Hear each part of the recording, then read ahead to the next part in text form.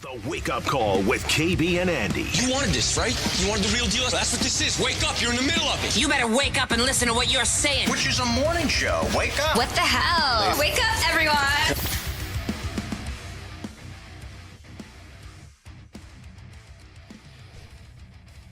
Maybe all the off-court drama around Caitlin Clark, seemingly her every move, is a good thing to cover up us having to watch the play of the Fever on a rather consistent basis this season. Good Tuesday morning to you. A little bit of a chill again in the air here to start this Tuesday. Granted, you look at the rest of the week and summer temps await us. I am Kevin Bowen, Mark Dykton alongside again as Andy Sweeney is out this week. Corbin Lingenfelter on the ones and twos. Mark, I said to you yesterday, really looking forward to watching the Fever play basketball again. Yeah. Pretty sick and tired of the debates and the massive lines seemingly drawn between debates. Can we all be in unison that the Fever absolutely stink on the defensive end of the floor? Yeah.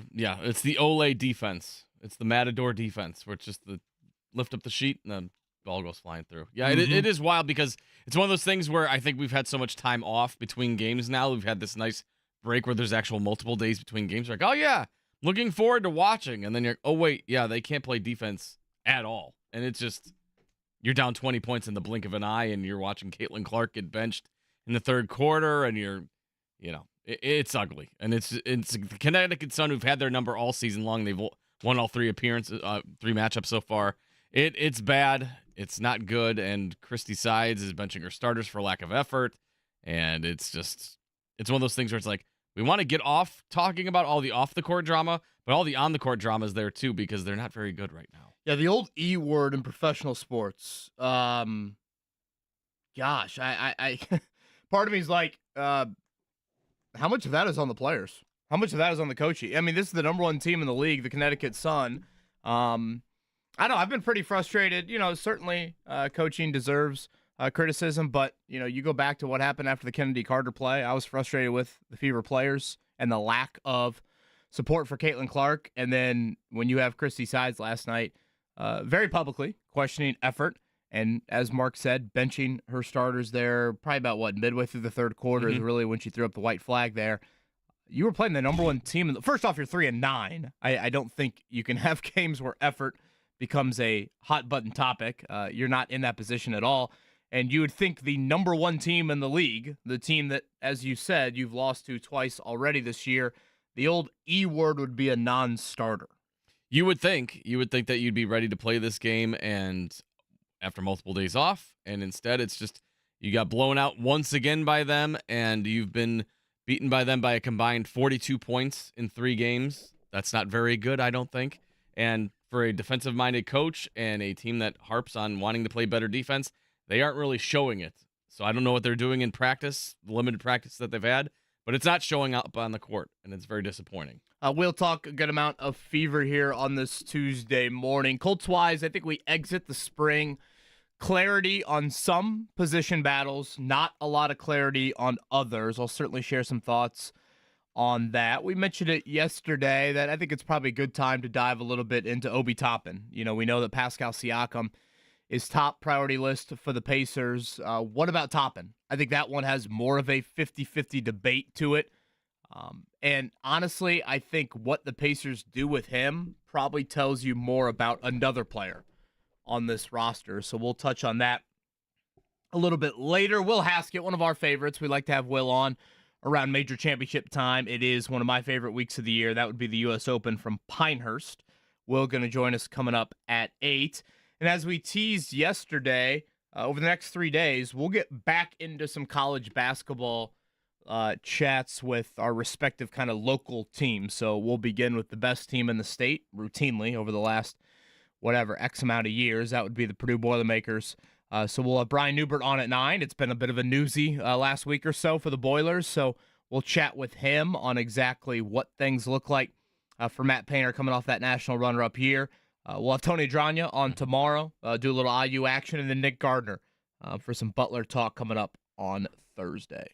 Yeah, should be a fun show. Nice to see where everybody's at in the lay of the land of all things, because it's one of those things with college basketball with the transfer portal and just the end of the season. It kind of gets lost in the muck of who's where, what's going on. Let's kind of reset, see where everybody's at as they head into, getting ready for the next season. I would say a major win for college basketball yesterday, and Dan Hurley's return to UConn.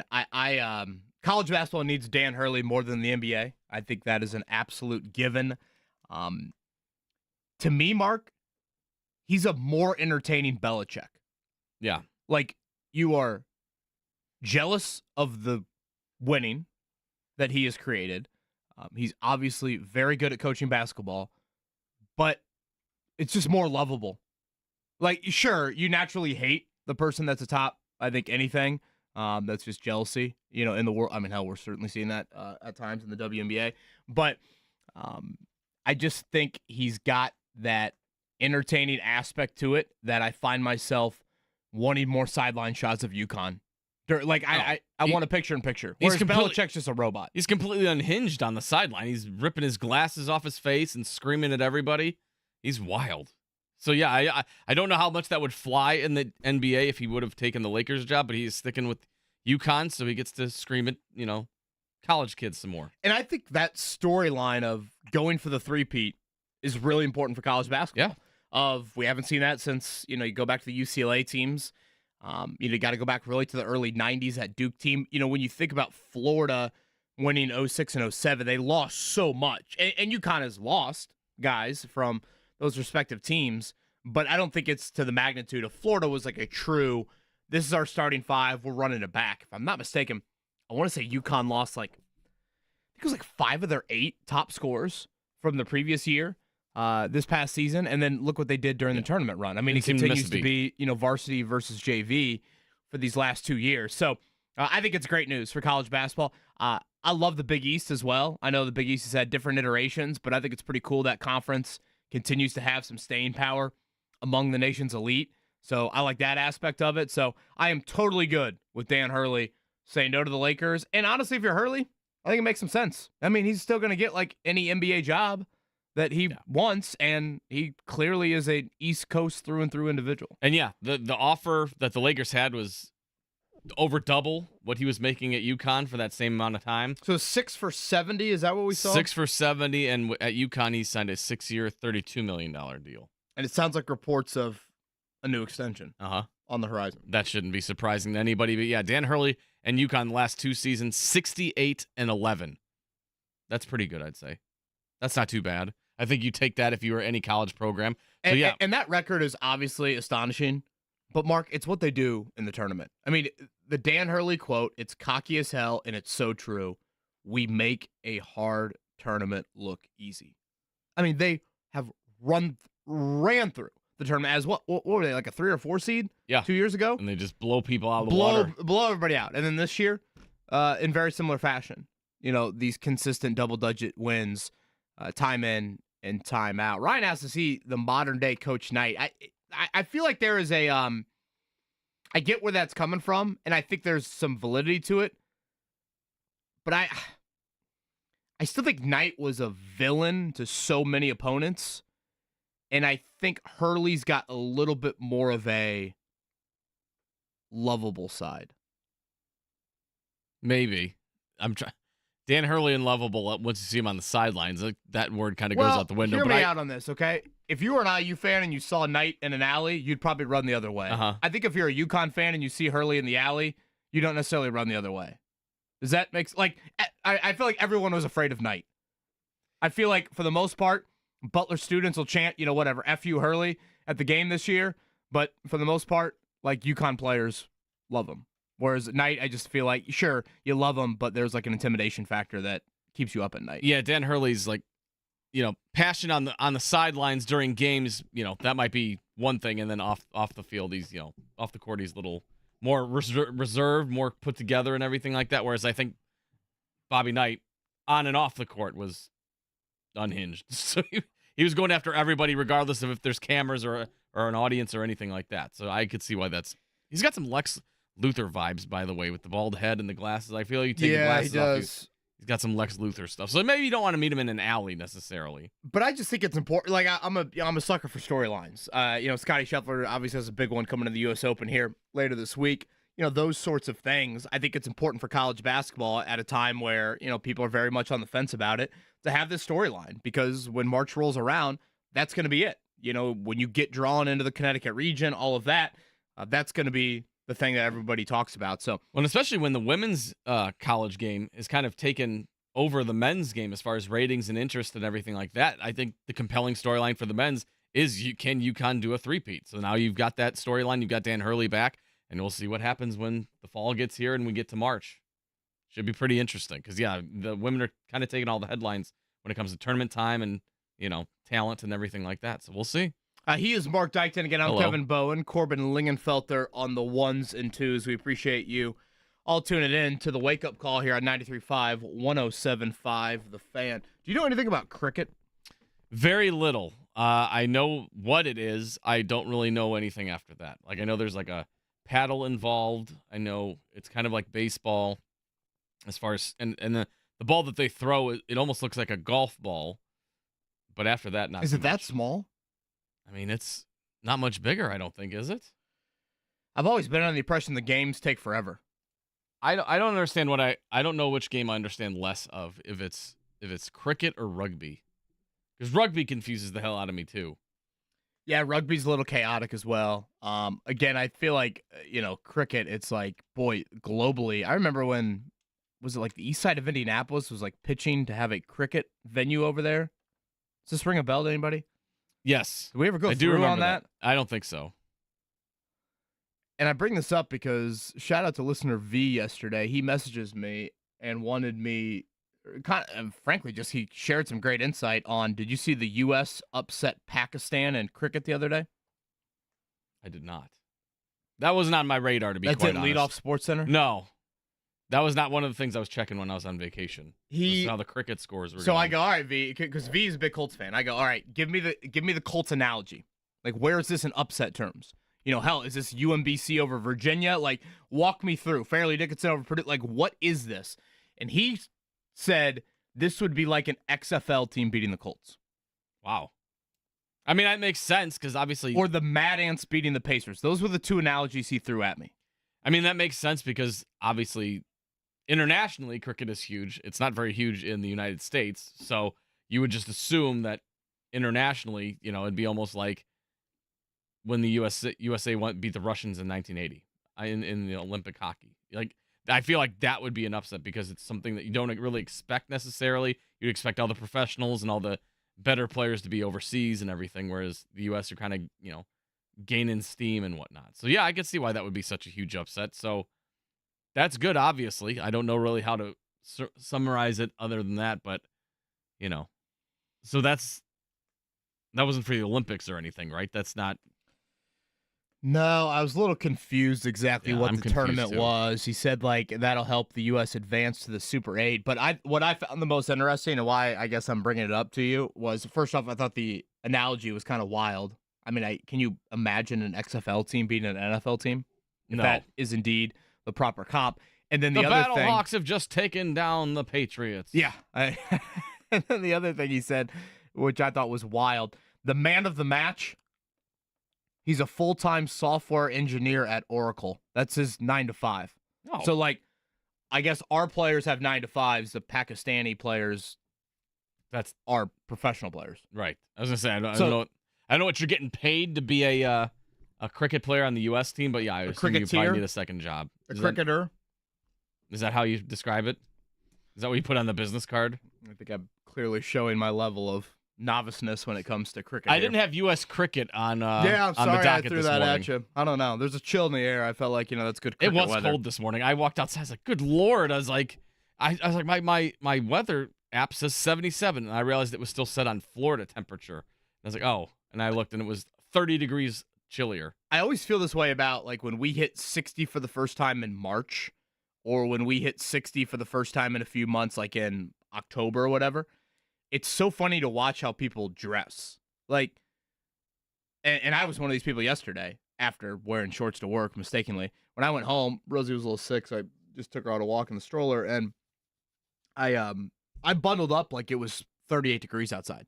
And it's like, I feel like when you get the warm weather for a few weeks, a few months, you hit like whatever, 55 or 60, and you dress like we live in Antarctica. Yeah. Whereas, like, when we get through the winter and we hit 60 for the first time in March, it's like, where's the sunscreen? Yeah. Should we swim? Shirts off. Let's go. Are pools open right now? I know. No, I had the same thing yesterday. I walked out wearing shorts, and I immediately walked back in. I'm like, nope, I'm going into pants mode. And then today, I walked out in shorts. I'm like, forget it.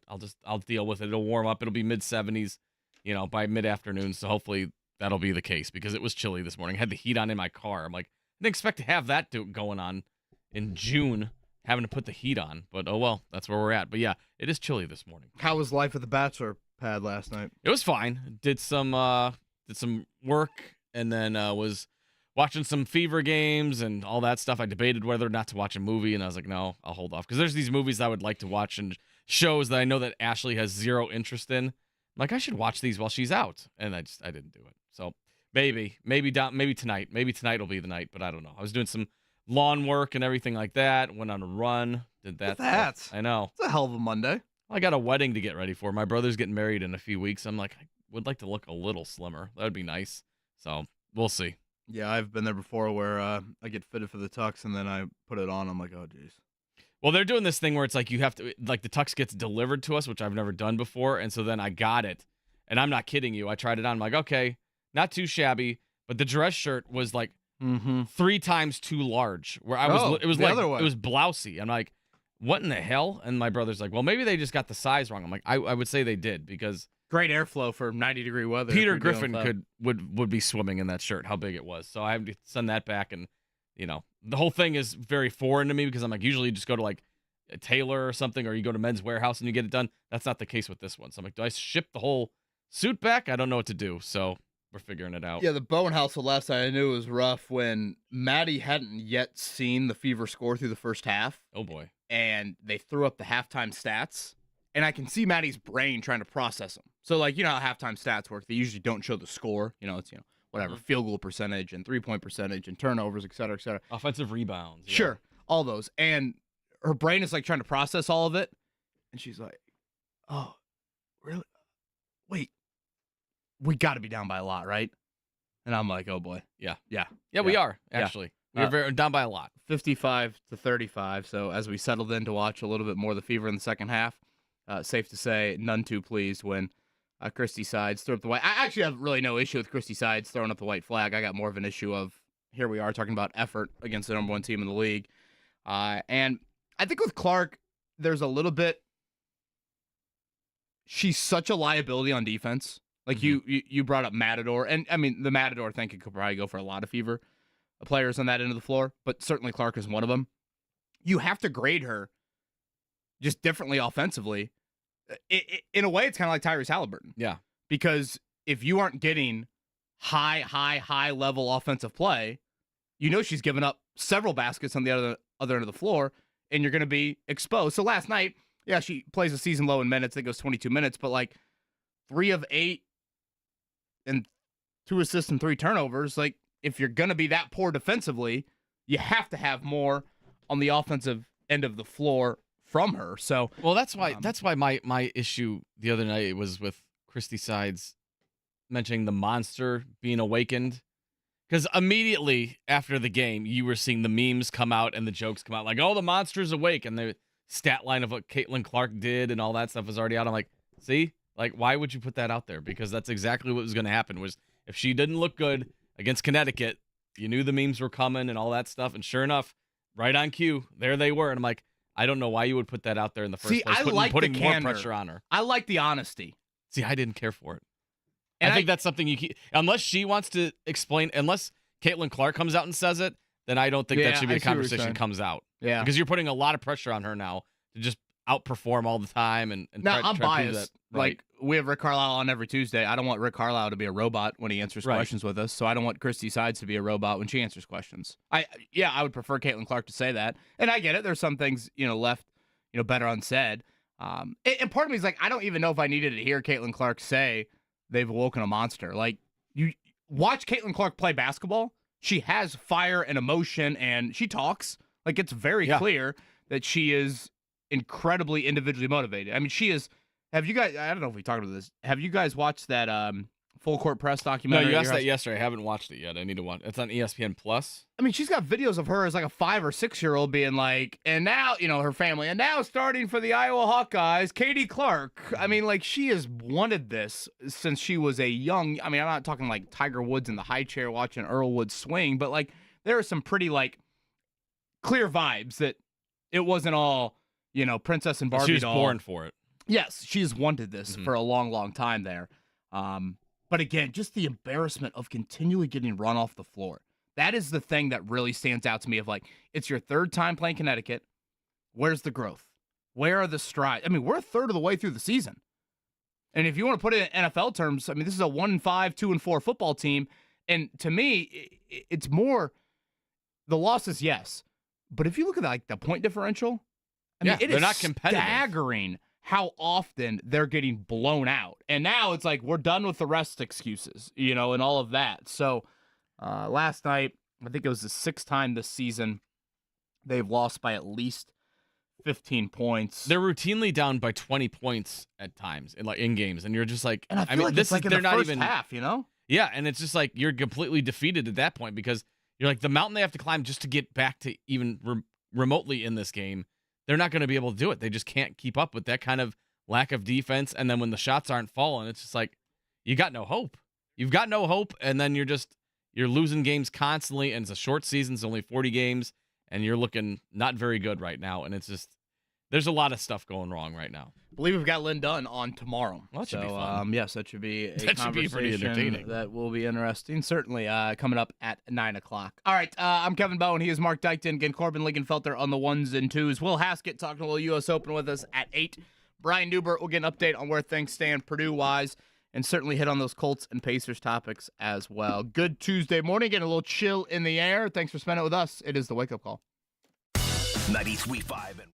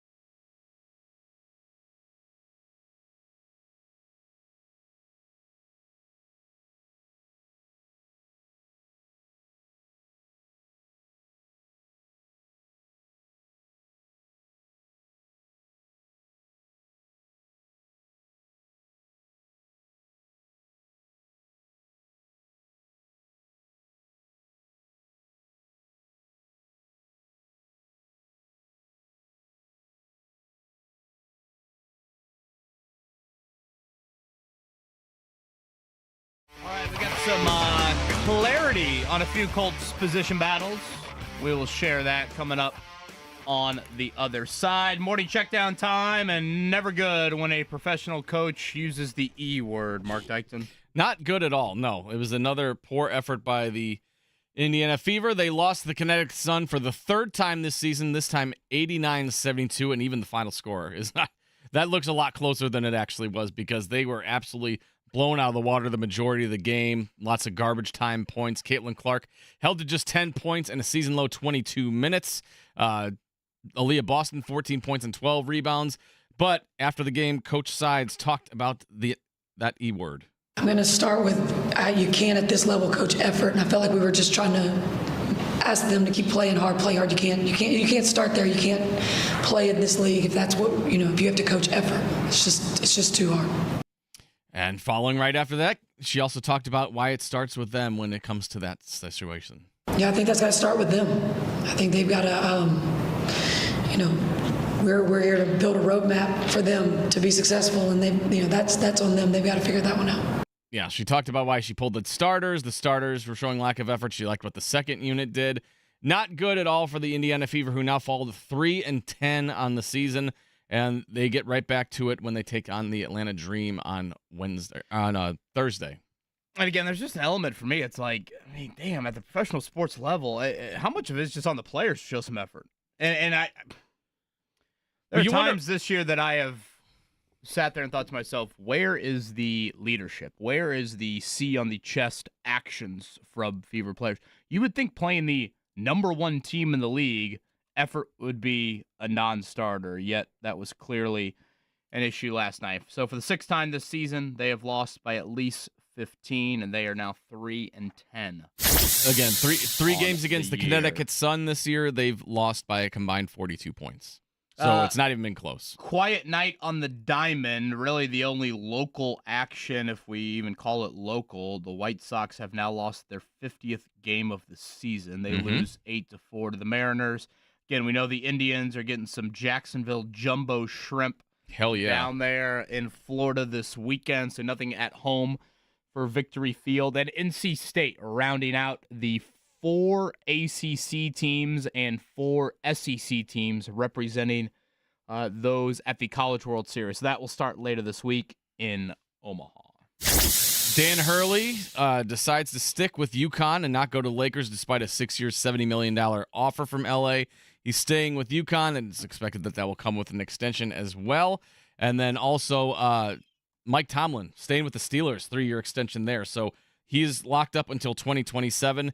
And the Steelers still have only 3 head coaches in their entire history, which is just insane to me. Am I missing somebody? Is Tomlin the longest tenured coach in the league at that spot? Yeah, right? It's got to be him. Andy Reid's probably second, I would say. The other names, obviously Belichick no longer, Pete Carroll no longer. Right. What about Harbaugh with the Ravens? That's got to be the top 3. It's got to be Tomlin, Harbaugh, and Reid. Yeah. I can't imagine who else would even be on that list right now. Colts play the Steelers this year, right? For the 18th year in a row, it seems like. Mm-hmm. Terrible towels will That's be... early, isn't it? Terrible towels will be in effect. Yeah, that is early. I want to say it's right after your Bears. Is it week 4? Again, I think that September slate is kind of juicy. Houston, obviously, week 1 kind of speaks for itself. At Green Bay, week 2. I assume a good amount of Bears fans will be in the building week 3. Yeah, you'll probably have a lot of visitors those week 3 and week 4 because it's the Bears and then it's the Steelers. Yeah, you are going to have some away crowd in Lucas Oil Stadium. Yeah, honestly, those games. are probably the 2 crowds that travel the best with the Colts. Just frankly, proximity, and then Steelers fans. They travel everywhere. Lord Stanley, that Cup 2-0, the Panthers lead. Did I see the Oilers scored on their first shot of the game? Yeah, and shut out, and that was it. Yeah. Like what kind of like my Cubs have been doing, where they score early and they're like, "That's it, folks, wrap it up." But yeah, the Panthers get a 4-1 victory to go up 2-0 in the Stanley Cup final. A very happy Brendan King was texting us last night, saying how excited he was. He had some great seats. Then we asked him to come on. He's like, "I can't. I'm flying." We're like, well, okay. Well, now speaking of flights, how long is that flight from Miami to now Edmonton?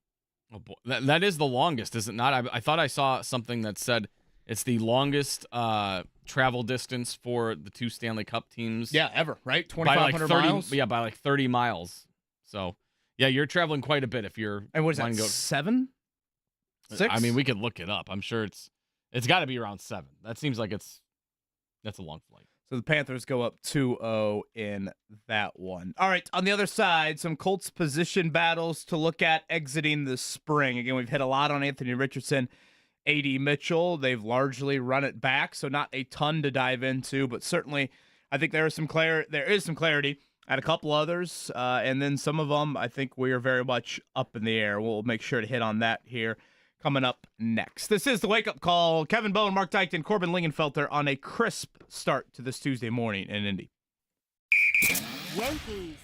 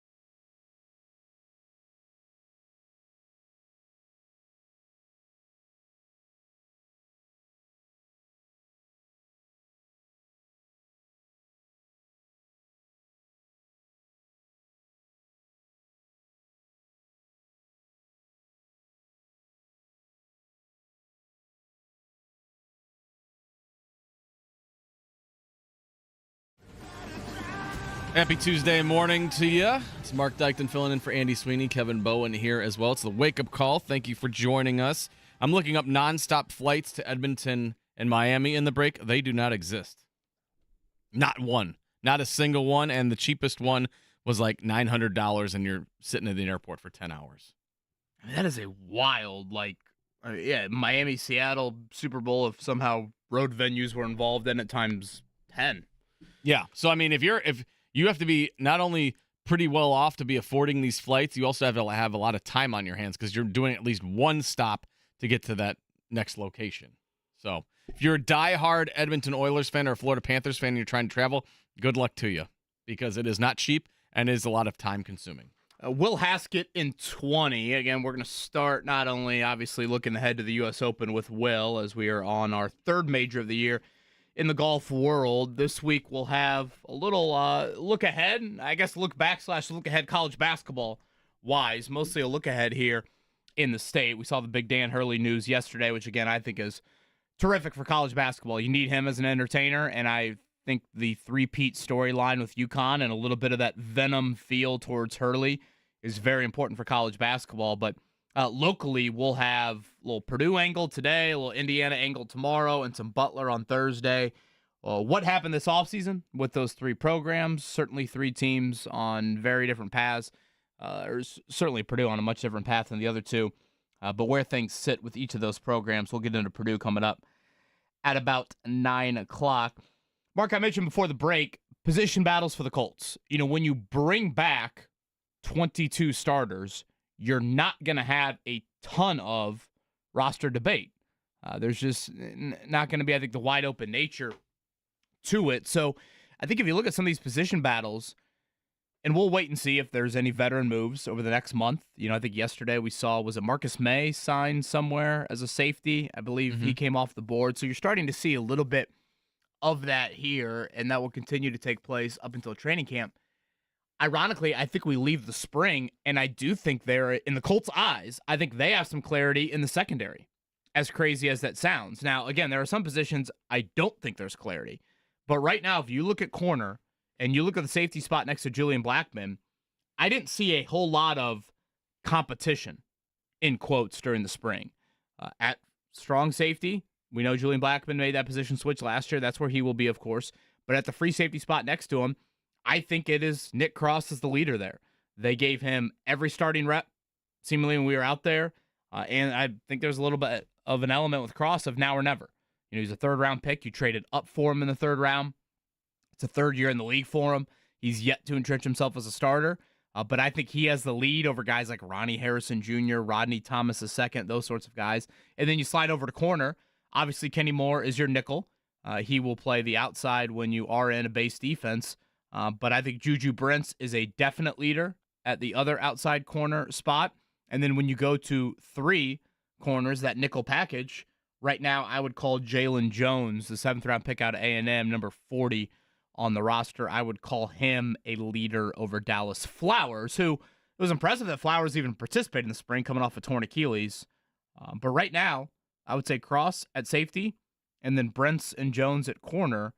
That is a little bit of clarity, which I didn't think we'd exit the spring and actually see that, but I think we did see that here over the last few weeks. Yeah, Cross, it seems like they're going to give him every opportunity to prove that he was worth the pick, and they're going to give him plenty of time to prove whether or not he belongs on the roster as a starter and everything like that. So he's entering year 3. They spend a draft pick on him. They want to see what he can do. They're giving him all the reps, like you said.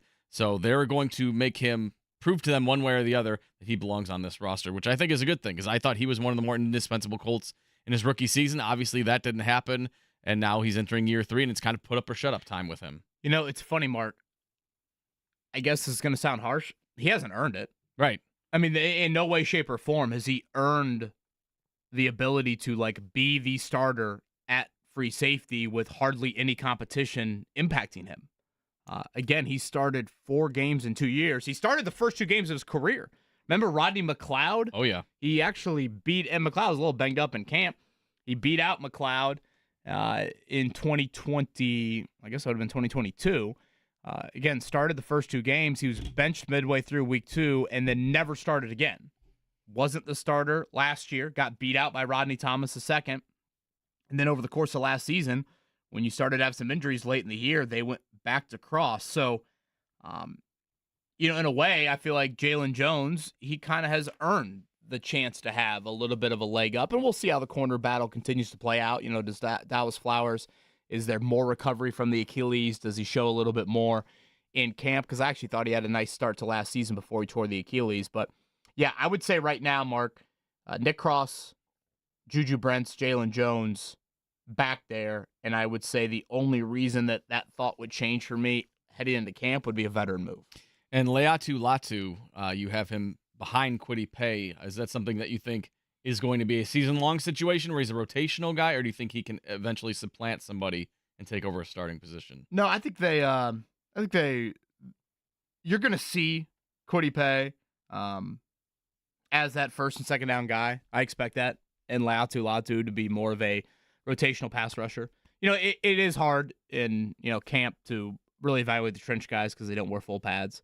But in no way, shape, or form, like, even if Latu is not a starter, and I say that in quotes, he still can and should play a very important role for you. Even if you're just a spot duty guy on pass rush downs. If you play 20 to 30 snaps a game, but yet you're creating a couple pressures and a sack, I mean, that is huge impact for you. And again, I think Latu is going to have that sort of opportunity for you. I would say two position battles that I leave with little clarity on: tight end. I mean, tight end is literally flip a coin. One day it could be Jelani Woods and Kylan Granson. The next day it could be Will Mallory and Mo Alley Cox. I feel like we've been in that position with the tight end for like 3 or 4 seasons. Well, really, now. since Doyle retired. Yeah. Yeah, I mean, since Jack Doyle retired, you have been very much in a rotational group there. And I think it's 5 guys that literally, if you told me one, like, don't come at me with fantasy Colt tight end questions. I would not draft. I mean, I guess maybe Jelani Woods, if you want to take a flyer late. Maybe on a bye week situation. As like some intrigue. Not your week in and week out starter, I would say. No, I do not see at all right now separation within that group. I think it's really, really wide open. And then a couple others I think to watch out for when camp rolls around. Again, A.D. Mitchell to me is pushing Alec Pierce big time, and I expect that to continue. Now, the one thing to remember about wideout is, like, Mark, this isn't like a competition for a starting offensive line job where the winner gets to play every snap pretty much and the loser's relegated to the bench. At wideout, you can rotate, and you do rotate. So even if A.D. Mitchell, quote-unquote, beats out Alec Pierce, it's not like Pierce then goes to play, he's not going to be stuck on JV special teams at 10 only. a.m. Yeah. He can play some wideout for you. And I'll be curious to see what they do behind Jonathan Taylor. Yeah, that's one of the big ones for me heading into training camp is the depth behind Jonathan Taylor. You got Trey Sermon, Tyler Goodson, Evan Hall, Xavier Scott, Trent Penix. I'd be very curious to see the depth because obviously you had Zach Moss last year who took a big load off of your shoulders when Taylor was out for those games when he was injured and just sitting out and everything like that. You don't have that this year. So you're expecting Jonathan Taylor to not only be 100% right out of the gate, but you're expecting him to carry the load and have the guys behind him be more change of pace guys. I'm going to be curious to see if a guy like Trey Sermon or Evan Hull can take the reins there. Everyone else, I'm sure they're going to be fighting for like a wide receiver 3 position or running back 3 position. But the depth behind Jonathan Taylor will be very curious because if he gets off to a slow start or struggles or gets injured at any point, there's going to be a lot of onus on those young guys to try to step up and take over the role for Jonathan Taylor, and I'm curious if they can handle that. I forgot how much the craze is there for wanting to know who the backup running back is around fantasy circles. Yesterday, I did like some fantasy podcast, and that was like one of the first questions they asked me is like, walk me through the running back depth chart behind Jonathan Taylor. And I'm like, why? And I kind of forget it every year. But you got to have the handcuff, Kevin. You got to have the handcuff. You never know when that starter is going to get banged up. And you brought up Moss from last year. I'm not acting like Trey Sermon is that, but I do think the Colts are pretty high on Sermon. And, if you want to look at it, Moss was a 3rd-round pick. Sermon was a 3rd-round pick. So they aren't like that far off. So I think, I guess, to play that out a little bit, you don't pay Jonathan Taylor the amount of money you're paying him not to be the bell cow. I mean, no. I would argue Taylor should have as high of percentage of any running back around the league in terms of his team's carries at that position. I mean, he should be, there's no reason why Taylor shouldn't be, an 18, 20 carry guy a game. I do think Sermon is kind of the 1st to 2nd down backup. I don't know if the Colts will do this, but if for some reason they do want to say, all right, Taylor, we're going to rest you for a series a game maybe, or a series a half, I do think Sermon would be the guy. That would kind of be the first and second down guy. You brought up Evan Hall, and as much as I hate to say it because I saw a couple drops from him again this spring, I don't think Tyler Goodson is like shunned or like, off the team or anything. That pass catcher, if they want to have that role, I don't think there's a Nyheim Hines on this roster, but Evan Hall, who you mentioned, the 5th-round rookie out of Northwestern, and then a little bit of Tyler Goodson, I think those guys could be in that mix as well. It is interesting just because a lot of the league seems to have the two-back set situation going on, and the Colts are seemingly going oppo of that and just having one guy be their main focus, and then they'll have a couple guys that they'll sprinkle in here and there. They're not going to have the change of pace like other teams have. So I think that's going to be an interesting scenario to see how it plays out. Because, again, if Jonathan Taylor gets banged up at all in training camp or in the preseason or regular season, it's going to be a lot of pressure on those guys to kind of pick up the pace and pick up the slack of where he's going to be off the field. And so it'll be interesting. Once again, I don't think there is a thing on the Colts roster I am more high on, intrigued by, think can be one of the league's best than the running dynamic of Richardson and Taylor. When healthy, that duo should strike fear into opposing defenses. And, of course, to play off of that, that means opportunities will and should be there for one-on-one, big plays in the passing game. And how that looks and how Richardson attacks that, I think will be monumental to this offense reaching its potential. And maybe that's why the Colts are kind of doing that. Maybe they're seeing Anthony Richardson as almost their RB2 on the roster, where they're like, I don't like that scenario necessarily, but I could see where they're scaring me a little. I know.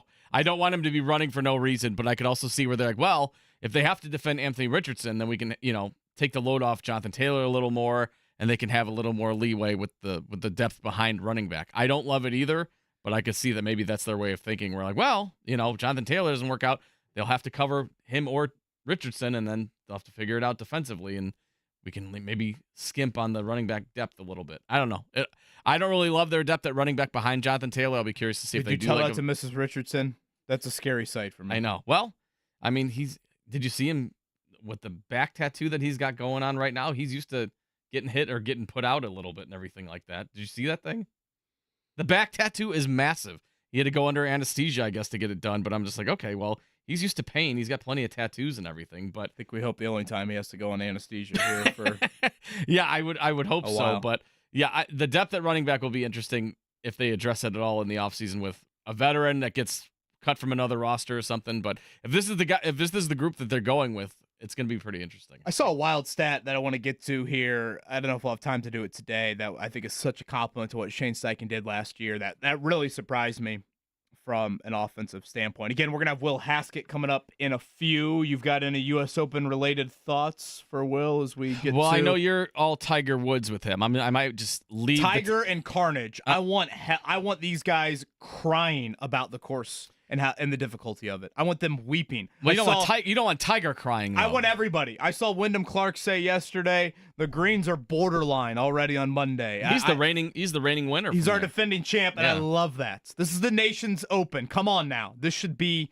absolute hell for them try to manufacture their way through 72 holes. I may just leave the Tiger Woods questions up to you for Will, because I know he's already preparing himself for the onslaught that you're going to give him. But yeah, just the Scotty Scheffler odds, what kind of run is give me a comp of is this Tiger Woods in his prime right now? Because obviously Scheffler is just on a tear like nobody else right now, and can it be sustained? I've just never seen odds like this where a 4-day tournament, the odds on favorite to win is 3-1. That's not very good odds, but it just shows you how dominant he's been in 2024. So I'm curious to see Will's thoughts on just Scheffler's dominance so far in 2024. I know you don't love it, but is this good for golf? I'm not sure. Yeah, I don't love it, but I can obviously hat tip it. It's insane what he's doing.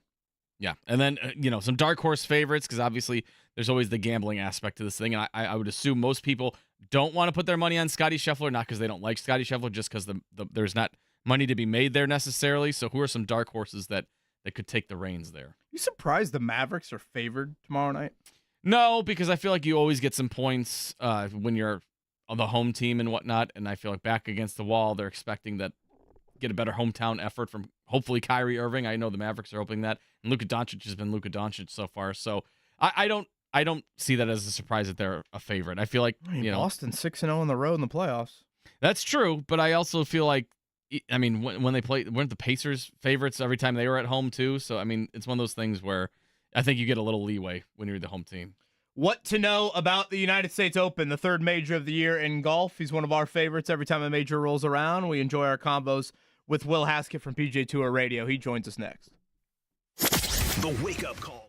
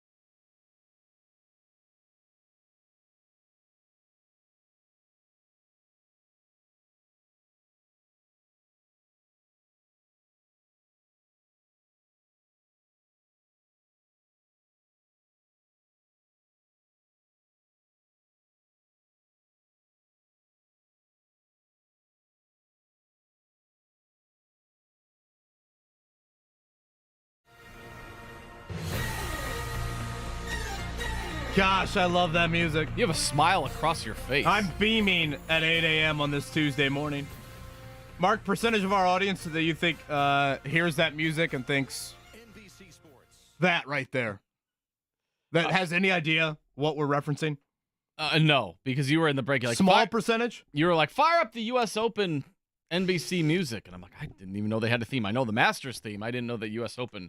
Are you saying it's not a little Father's Day afternoon tradition to curl up to the U.S. Open? No, it is, but I didn't know the theme music was, specific to the U.S. Open. But you were very excited. When I hear that music, Will Haskett, I think of one Payne Stewart hitting the putt on at Pinehurst, 1999 U.S. Open. I probably think of Tiger, 08, at Torrey Pines. Expect anything different? I believe the call from Dan Hicks on that. Does that NBC intro music stir up anything for you? Yeah, I'm trying to think if I was to power rank intro music to sporting events. Like, does that even make the top 10? I mean, from a golf standpoint, you know what the Masters theme song is on CBS, March Madness, John Tesh's NBA and NBC, which has now been reappropriated by Fox for college basketball, which, I mean, good for Tesh. I'm not really sure if it's good for us, like how confusing that sort of become to have it in other places. Yeah, Butler, DePaul in a Big East game doesn't have the same ring to it. Yeah, I don't know how far down the list we get until we get to that one. I mean, you've got Olympic theme 2 for NBC. Yeah, I understand where we're going with that one, but I think from a sports fan consciousness standpoint, that one's probably a little bit more esoteric. That's summer radio fodder right there. We exactly. need to create a top 10 list of sports themes. June 11th topics. We'll talk Pete Rose in the Hall of Fame coming up on the other side. Will Haskett, PGA Tour Radio with us here. Will, I said to you 2 months ago, are we maybe me, am I overthinking Scotty Scheffler? Is he UConn of the men's tournament, South Carolina of the women's tournament, because the Masters was right on the heels of that? Well, here we are 2 months later, and I'm sitting here thinking, unless the Pinehurst Police Department arrests him, isn't he the foregone conclusion of the winner of this tournament? Yeah, I mean, last week going into the Memorial, and I was there, I referred to him on SiriusXM multiple times as inevitable, and he really wasn't at his best, although I think that's a credit to how hard the golf course was, and still found a way to win with a triple on Saturday, an over par round on Sunday, and is just good enough. Now, there are a number of factors. A full field this week, you get the elite players from LIV now together in a golf tournament. I think that you have to at least, address that when it comes to his level of dominance. But I don't necessarily think it would matter. And yes, it's a little bit irresponsible to say he would have won the PGA Championship without the situation on Friday, but he was a different looking person on Saturday. It just looked like the moment had taken something out of him, and it was just too overwhelming because of everything that had gone on in his life and just sort of the circus that came around him. And I think it cost us at least a chance of him being in the mix alongside Xander and Bryson down the stretch on Sunday. But he is without a doubt the best player in the game. It's really not close, although you could make an argument for Xander right now. And we haven't really seen somebody that has flexed this level of dominance since Tiger Woods over a half-year prolonged stretch. I know we've had guys that have won multiple times. I know we've had guys that have won multiple majors. But I'm talking consistently round in and round out compared to the guy in second, compared to the guy in 30th, whatever it might be. He's just that much better than everybody right now. I mean, that was going to be my next question. What's the comp to this? Is it Tiger in his prime? Is that where we're at with Scotty Scheffler right now? Yes, but I mean, it's a small sample size, Mark. So I mean, that's the thing. Like, we've done this probably too early with a number of other players over the last few years. Rory has had runs like this. Even Jon Rahm at the beginning of last year, en route to him, winning a Masters, sort of feels like we were talking about a guy who is the number one player in the sport. But then when you break down the other elements of it, and the audience, I'm sure, not fully aware of advanced golf statistics, but when you talk about what he's able to do round in and round out compared to field average, all of his ball striking numbers, the metrics that we use to now measure these guys, it's at a completely different level. So it's like, to put it into consideration, like the last 5 tournaments, which includes Xander winning the PGA Championship, Scotty Scheffler is about 3/4 of a shot better than Xander Schauffele on average in every round of golf over the last 5 tournaments. So if they were to play right now at their average at the end of a 4-round tournament, Scotty Scheffler is 3 shots better than Xander. He's 4 shots better than the average guy in the field per round in the last 5 tournaments, which means take an average guy in the PGA Tour, Scotty's going to beat him by 12 by the end of the week. So, yes, these are numbers, and over the course of the season and the year, these are numbers that we have not seen. If he was to continue on this path, it would be the greatest statistical season of anybody in the last 25 years not named Tiger Woods. And it's only and there's only like 2 years, I think, where Tiger right now would beat Scotty if he continues this pace all the way through the end of August. Will Haskett joining us on the Payless Liquors Hotline. That's that insane. is insane. That is wild. Scotty Scheffler, obviously the favorite heading into the U.S. Open, plus 300 to win, which is wild, also insane. Wild odds for a 4-day tournament. Where is money to be made here, Will? Where are some guys that you look at that you think can play Pinehurst number 2 relatively well that could be in the mix on Sunday?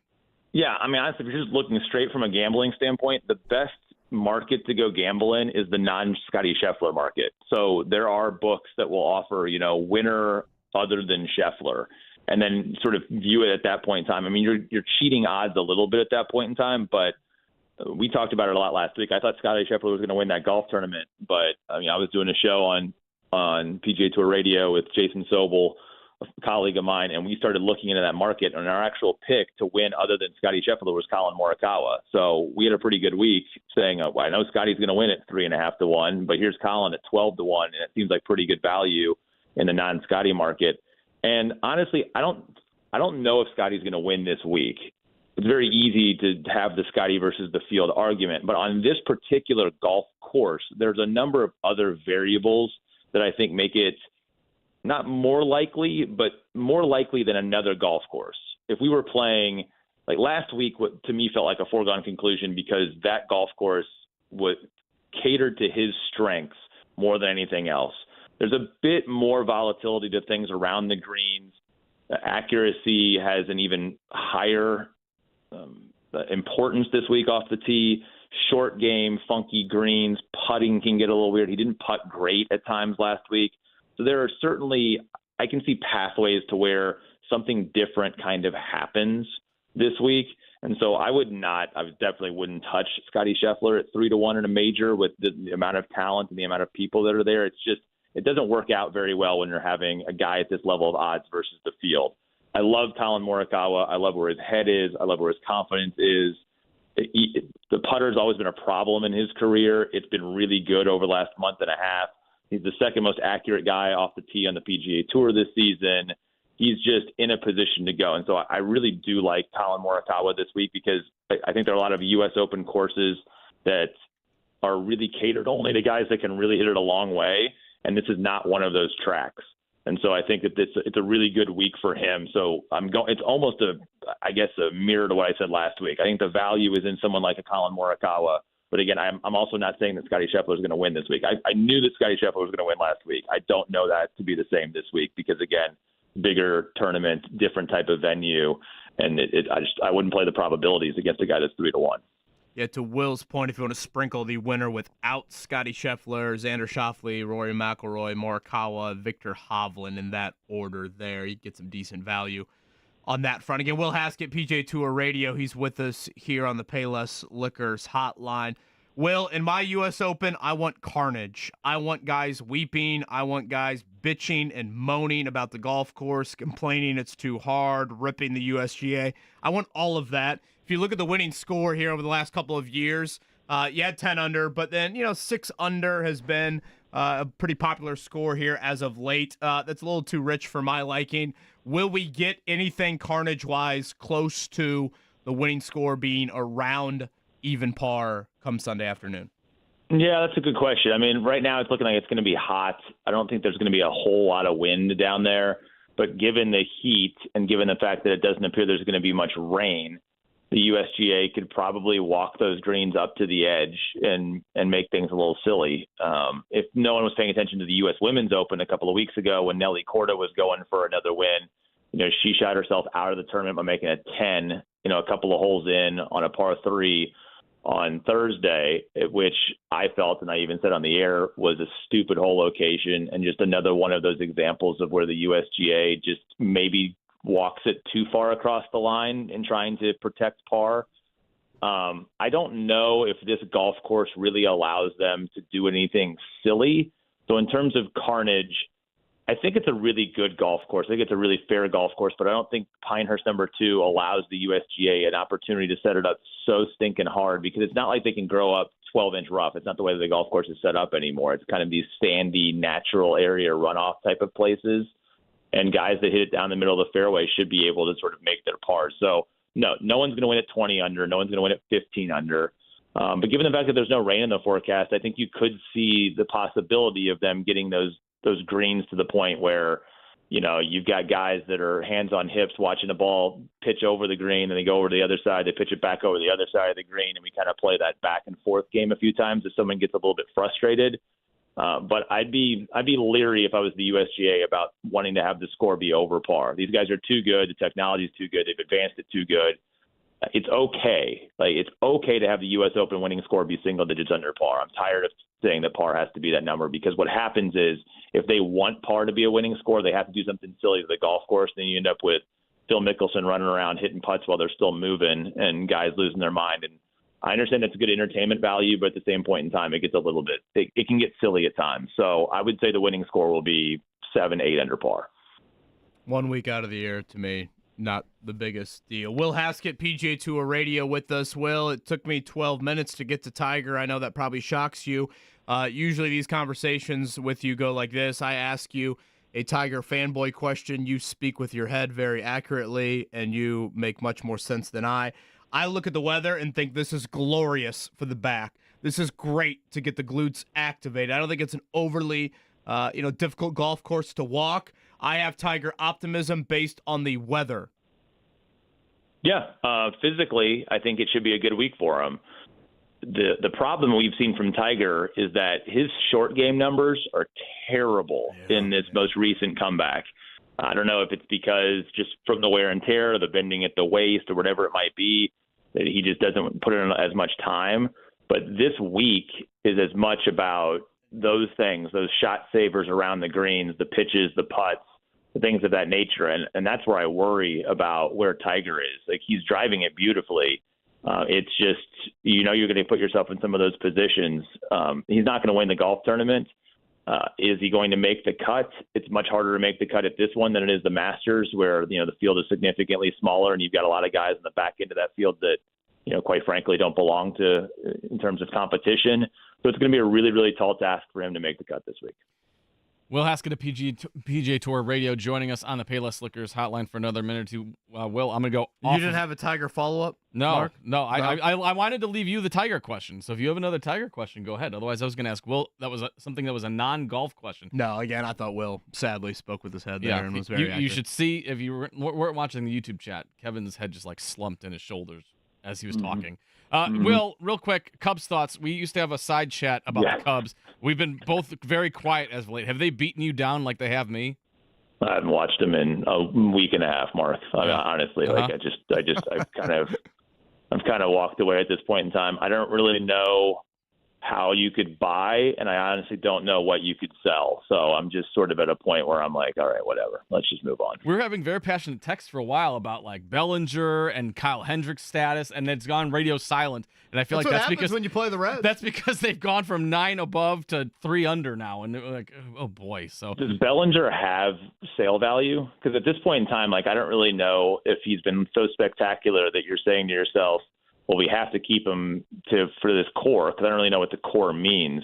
I mean, you can move half, I guess, because I don't really know. But what do you get for him? You're getting spare parts at this point in time for those guys. So, right. I feel like they've got to figure – when they say, hey, we think we're going to play better baseball, I think it's more them saying, well, the only real solution we have here is for this particular group to play better baseball. You're selling low on mostly everybody, and then you're hoping that you need to make a couple moves in the bullpen to try to right that ship, because that's ugly too. So, yeah, that's where we stand.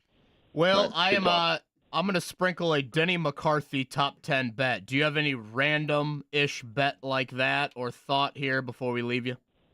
Yeah, I love Denny. I mean, Denny's short game is so good grinder. Top 10 might be a little strong there. I mean, you're still going to get pretty decent, probably plus money on a top 20 or even a top 30 for Denny. But good grinder, goes through all the motions. I actually thought that he was going to have an even better week than he did last week at the Memorial Tournament. I like Tommy Fleetwood this week. I think he's going to be a little bit off the radar. He's still probably going to be a short-ish number. But, when the U.S. Open was here last and Martin Keimer ran away with it, if you look at that leaderboard, with the exception of Eric Compton, which was a great story at the time, a guy who had a double heart transplant, the leaderboard was stacked. I mean, it was Ricky, Brooks, DJ, you name it. Like, U.S. Opens are just going to test these guys at the highest level, and it's going to be the cream that rises to the top. And we'll have a couple of great stories on Thursday. We may have somebody that's a really good story that sticks through Saturday. But for the most part, if you're looking at top 10s and top 20s, it's going to be guys that have the goods. So the value is, can you find the guy who maybe isn't a top 5 or 10 option on the board and get lucky with that one? So my sort of off-the-radar guy is Tommy Fleetwood. Drives it on a rope, pretty tidy little short game. It can be a little bit volatile at times, but I think we've seen how he's played pretty well at U.S. Open venues before, and I think this one sets up pretty nicely for him. Will Haskett, PGA Tour Radio. Will, caught you guys a little bit last week. Great stuff. If you are playing in a local member guest on the horizon, good luck to you in that. And as always, baby. There we go. As always, thank you for the time, sir. See you guys. Will Haskett right there, Payless Liquors hotline. Hopefully the Cubs turn it around. Will and I can have our Cubs chats again on the text line, but we haven't had those in a while. So maybe at some point in the summer, maybe after the trade deadline, we'll get it back started again. Yeah, a little pot kettle black, me making fun of your guys nerding out over the Cubs versus my passion about the U.S. Open. Yeah, you fired up the theme song ahead of time. You're ready for that. Tigers Was beautiful. Questions. So where are we going on theme songs? NCAA. Old school NCAA, obviously CBS, the tournament. I would say Round Ball Rock has to be up there. I love the SEC on CBS. I know it's dead, but I love that theme song. Monday Night Football. That's been a staple for 30-something years. Yeah, and boy, you know what? I just don't. But as much as I enjoy looking at her, I just don't feel the same with Carrie Underwood on Sunday Night Football. I love the Sunday Night Football theme. Not that part, but I can't put it on the. I can't put it on the pedestal of the others. I don't know if it's considered theme music then, because it's not the Carrie Underwood thing. But like when they come out of commercials and all that stuff, the big. I like that better. So I don't know, but we'll see. We should make a top 10 list and see where we stand. Maybe in the break. Really layer it out here in the summer radio. I mean, when Corbin played the NBC golf one earlier, I literally got chills down the back of my spine. Maybe that's what we should do the rest of the show. Shout out to the Golf State Finals today, commencing from beautiful Prairie View Golf Course. The rest of our show should be sports-themed, rejoinders. Like, ooh, I like where your head's at with that. Yeah. Corbin, can we hear that again? Okay.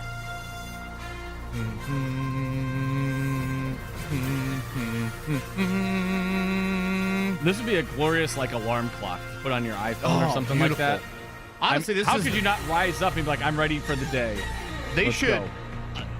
Wives, moms out there, affiliated with fathers, husbands out there, they should take the husband's phone and set up this chime as the alarm clock to wake up to. Yeah. Sunday for Father's Day in the U.S. Open.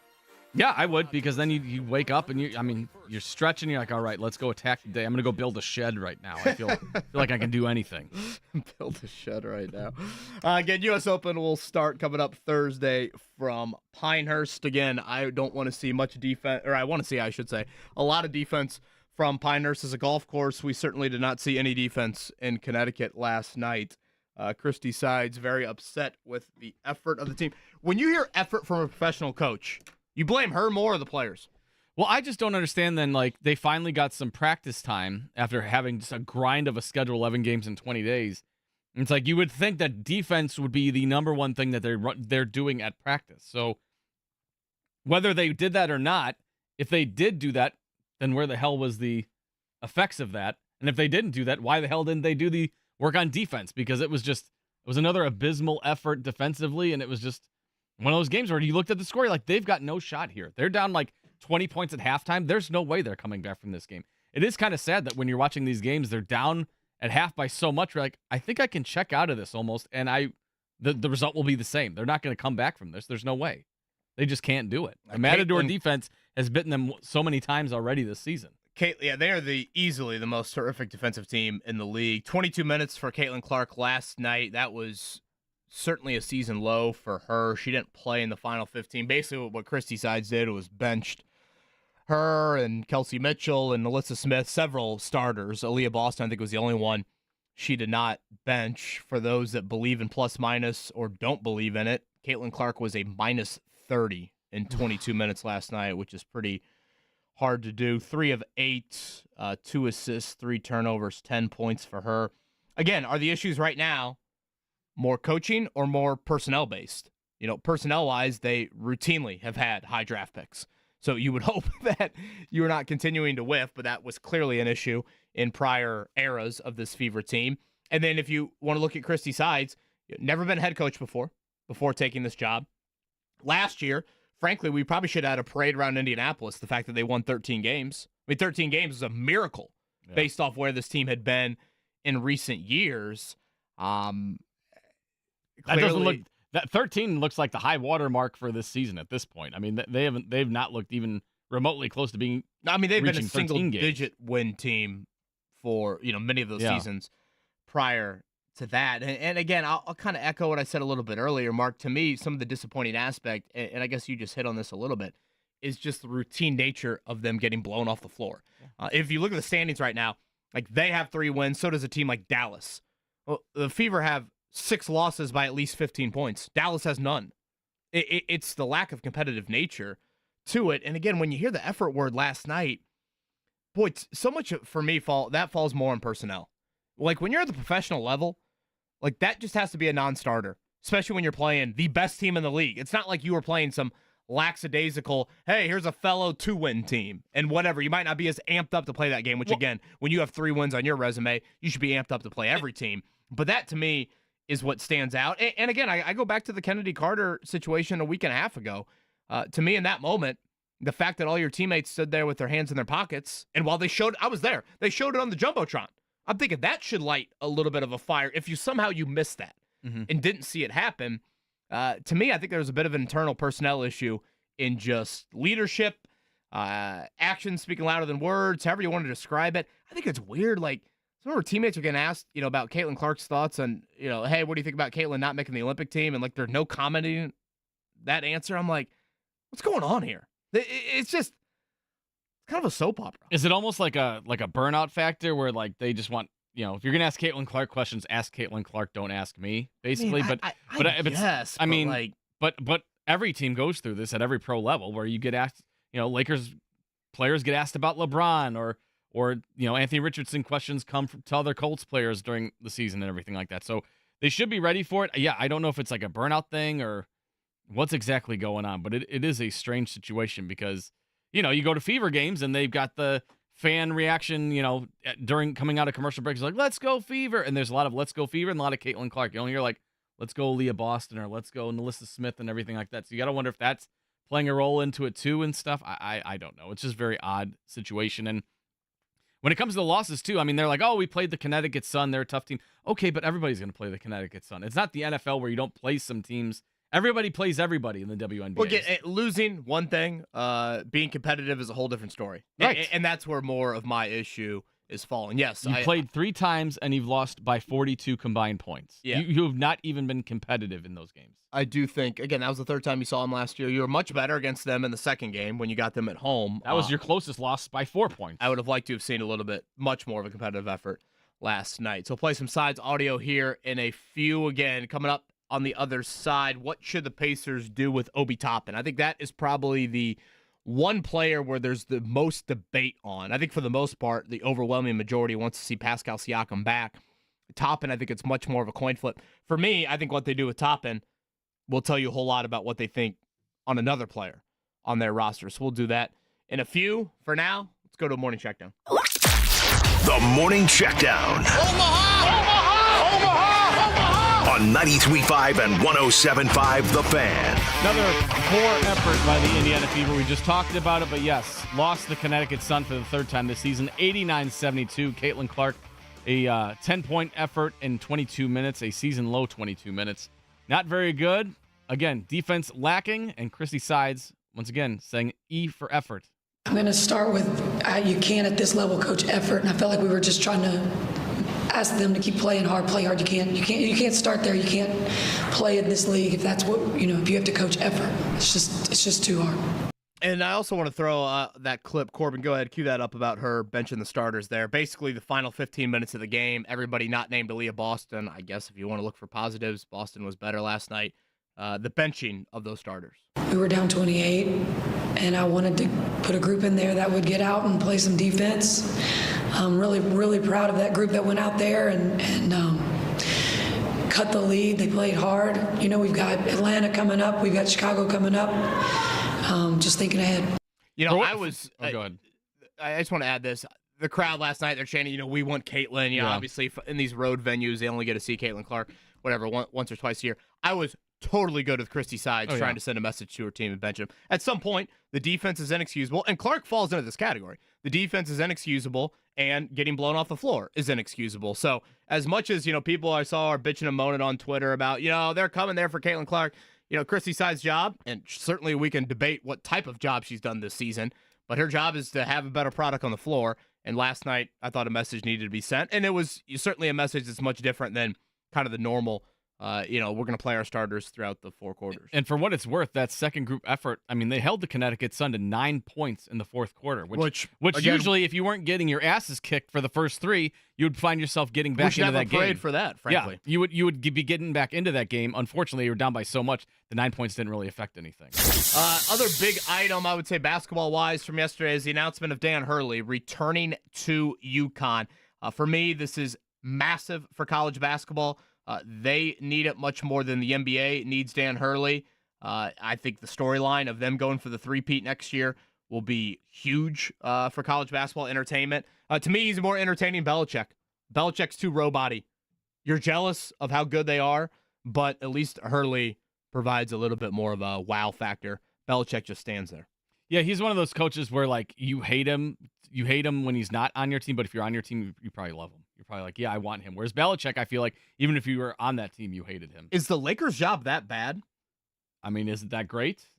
You have LeBron and you have AD, but after that, Jalen Hood-Schifino, you don't want to have building around him. You don't want to have to answer Bronny James questions in your introductory press conference, probably. So, like we talked about yesterday, Mark Stein reported that if Hurley did spur the Lakers to look out for maybe Jay Wright, JJ Redick's name has been out there, so it'll be interesting to see who they end up going with because I'm curious how desirable that job truly is. 6 years, $70 million. Was that what he turned down? That's what he turned down. So it would have doubled his salary over that time period. So we're expecting a contract extension at UConn to come with him staying. So we'll see. And again, to me, I think by Hurley, smart. Flirt a little, tell the whole NBA, hey, I'm interested, but I think at the end of the day, he's probably more of an East Coast guy than anything. Like if that were the Knicks' job, he probably says yes to it. Yeah, probably. So probably a little bit of what he thinks of the Lakers' job. Stanley Cup Series, Florida Panthers. Brendan King is shirtless on a plane somewhere right now celebrating. They're up 2-0 in the Stanley Cup final. They beat the Edmonton Oilers 4-1. Don't try to go travel to those games if you're a visiting team because you're visiting team fan because it will cost you an arm and a leg to get there. Not only that, but you have to make multiple stops on a flight, as we found out. Are people doing that? I would hope not. Just watch it from TV. What's the crazy point? Hockey fans, Canada hasn't won a Stanley Cup in how long? The cheapest, yeah, but you're down 0-2. But also, the cheapest flight is like in the high 800s, and you also have at least one stop. There's no nonstop flights from Edmonton to Miami, so you are stopping at least once, which means your flight travel is like double-digit hours. No, thank you. 2,500 miles, the distance there. Quiet day on the diamond. The White Sox are absolutely awful at baseball. That was their 50th loss of the season. Reds got the Guardians. Your Cubs traveling to Tampa. Is that right? Yep. The fighting Trisha Whitakers. There you go. So we'll see. Rick Venturi and Trisha Whitakers. Right there on that end. All right, on the other side, should the Pacers keep Obi Toppin? We'll dive into that next.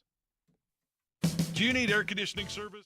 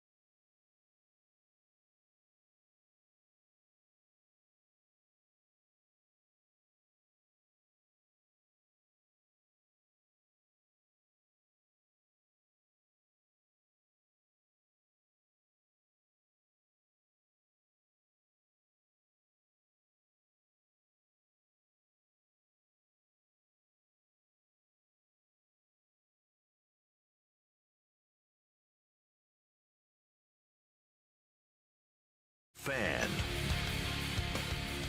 Just a reminder here, this week we're going to look ahead to where things stand college basketball-wise in the state. We certainly have not talked a lot about that here as of late. So from a Purdue standpoint, Brian Newbert from Golden Black going to join us here at the top of the hour, where things stand. Obviously a whole lot of turnover down in Bloomington. Tony Adranya going to join us tomorrow, and the color man for the Butler Bulldogs, Nick Gardner. Some changes there for Thad Matta as he goes into year 3. So looking forward to getting back a little bit updated again on a college basketball front with those programs. Mark, we teased it earlier. Obi Toppin, restricted free agent. I guess I start here on Toppin because, again, I think the debate on whether you bring him back or not has so much to do with how you view a particular player on the roster. But I think we can start here. Obi Toppin was a really nice move for the Pacers. Yeah. He turned out pretty well for a guy that you kind of like. He wore his welcome out at New York, and you brought him on to Indiana. I think he showed up pretty well, all things considered. Yeah, I thought he shot it, honestly, better than maybe my stereotype was on him as a player there. I thought he was accepting of a variety of roles. Remember he started the year in that lineup and then was moved to the bench there, and I thought he handled that well. But again, all in all, good fit for the run and gun of Tyrese Halliburton or even that second unit. Had some really nice moments in the playoffs for you. I think you had to be pretty pleased with what Toppin gave you on that. And I guess kind of off of that, Corbin, let's play that Rick Carlisle clip. This is Rick on Toppin from earlier this season. Again, the Pacers got him. What was it? Was it like 2 second-rounders for Toppin? Does that sound right? That sounds right, yeah. They made the trade there with New York for him. Here was Rick Carlisle earlier this season on Obi Toppin. It's hard to put into words how impressed I am with Obi Toppin as a man, as a young man. He just is all about the team. He loves to play the game. He loves to share the ball. He loves being a part of something bigger than him. When he came here, there were certain things assumed. It looked like he was probably going to be the starter. He was for a while, and then we shifted course a little bit. But, he's raised his level since becoming a bench player and is probably playing equal, if not more minutes off the bench. So that kind of character and commitment to the group is what it's going to take. He's a very special player. Offensively, for a guy 6'10", 6'11", it's guys like him that run, can handle, that pass, that see things, that can shoot, that can finish above the rim, tip the ball, crash. I mean, he's very, very special, and our guy, he's very beloved in the locker room. So certainly high praise from Rick Carlisle there on Obi Toppin. For me, Mark, this comes down to so much of how do you view Jarris Walker, and a return of Toppin on a I don't know, somewhat significant deal, 10 to 15 million. Is that too rich for Obi Toppin? Part of me thinks he can garner that on the open market. That means he needs to play for you. And that means you view him as a rotational piece. And I just don't think you've got the room for that if you view Jarris Walker in a positive light. And so I think that's where the biggest question comes for me is it's a little bit of kind of the win now debate versus you want to win, but you also want to develop your own. That would be the ideal situation. And that's how I look at this. I think it's difficult to bring Toppin back. And if you do, I don't see where Walker is getting consistent run. Yeah, I mean, Walker, you drafted it as one of your own. He will be much cheaper than Obi Toppin would on a new contract and everything, obviously, with that. So, yeah, you want to weigh your options. Toppin was a solid contributor. You only gave up 2 future second-round picks for him.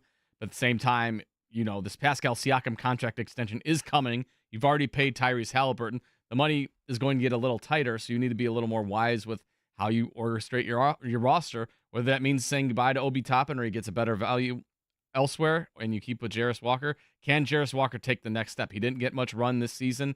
Can he be more of a factor next season? It just depends on what the Pacers view of him. And I don't think Toppin helps you defensively to the magnitude that you would want either. So I think that would make a difference to me, as if he was more of a defensive asset, then you'd make it a more tough decision. Yeah, that's where I'm at on it. So, again, this is going to be something that I think will be the hardest decision in the run it back debate, because if you do re-sign him, walk me through where Jarris Walker plays. Because let's just play this out, Mark. Let's say they bring Toppin back. All right? So Turner, let's say Isaiah Jackson. There's your, what we saw in the playoffs. That's kind of your five-man duo, if you will. Obviously, at the 4, you've got Siakam, and then theoretically Toppin. So then at the, let's just call Halliburton and McConnell, of course, your point guard. So then at the 2 and 3, which I think are somewhat interchangeable, you have a combination there of Nembhard, Aaron Nesmith, Benedict Mathurin back from injury, and Ben Shepherd. That's 4 guys for 2 spots when you're trying to, parse out minutes. Where's Jarris Walker playing? Not much. Not too much anywhere outside of like garbage minutes or at the end of the bench. So that's the question. And again, I think the other question is, Toppin, I think undoubtedly gives you more offensively right now than what even a second-year Jarris Walker would give you, even if Walker takes a jump. But can Walker give you a little bit more defensively? And, I think it's a fair question to ask, which is kind of the different narrative than what we had after the draft. I watched Jarris Walker as a rookie, and part of me was like, oh, wow, there's more here offensively than I thought. And then I'm like, wait, I thought there was supposed to be more here defensively than I thought. It's kind of weird how, at least for me, that took a bit of a 180. So I just think there are some behind-the-scenes unknown with Walker that they're going to have to project. And some of this is going to be a little bit, I think, not as obvious to others. But to me, the Obi Toppin decision, so much of it is going to be rooted in what they think of Jarris Walker. Which way do you think they're going to lean when it's all said and done? Boy, I really think they're going to be running it back. I think someone will give too sweet of a deal for Toppin. I think that too. I think they really want him, and then I think if you're Toppin, you probably have to ask yourself that as well. I mean, you weren't born yesterday. Look what happened in New York. There just wasn't a consistent role for him. Okay, wait, how much is Pascal Siakam making? He's obviously playing a ton. Wait, they have the 8th overall pick sitting behind me. At some point, they're going to want to see what is in it for him. And I think that's the difficulty at times, Mark, that it's probably more of an NFL thing for me than any, but I think in the NBA, it falls into this trap. At some point, and it's difficult for these franchises to do because the shelf life for, GMs and head coaches can be so short. You've got to play through the growing pains. And I say that in the NFL sense of I think there's times where teams just don't give the rookie quarterback a chance. And it's going to look ugly. I mean, how can you imagine if social media was around during Peyton Manning's rookie year? Oh, God. When he set an NFL rookie record for interceptions? Caught him. He's a bum. I mean, get that Ryan Leaf guy. You have to, I think, and we're talking Peyton Manning, a 4-year starter in college. So in the NBA sense, I think at times you draft so much of these projects. And not to say Walker was like an absolute project, but he was a 19-year-old that was asked to do a lot of different things at Houston than theoretically you want him to do in the NBA. So this is going to be a tough one because, again, it falls in that gray area of, is it run it back? And if you are trying to build the ultimate team to win as many games as possible next year, that answer is probably Toppin. But if you're looking a little bit more down the road, and if you think there's more there defensively with Walker than Toppin, and you consider the money at stake here as well, I think it's long and hard at Walker. I think another team is going to make that decision for the Pacers. They're going to sign him to an offer sheet, and the Pacers are going to choose not to match it because they're just going to be like, all right, they forced our hand without us having to make the tough decision. They made the decision for us, and they will end up going with Jarris Walker over Obi Toppin. I think that's what the end of the day is going to end up being. And I know some people kind of view, and Chad Buchanan said this in the offseason of hey, we feel like there could be a little bit more wing potential with Jarris Walker.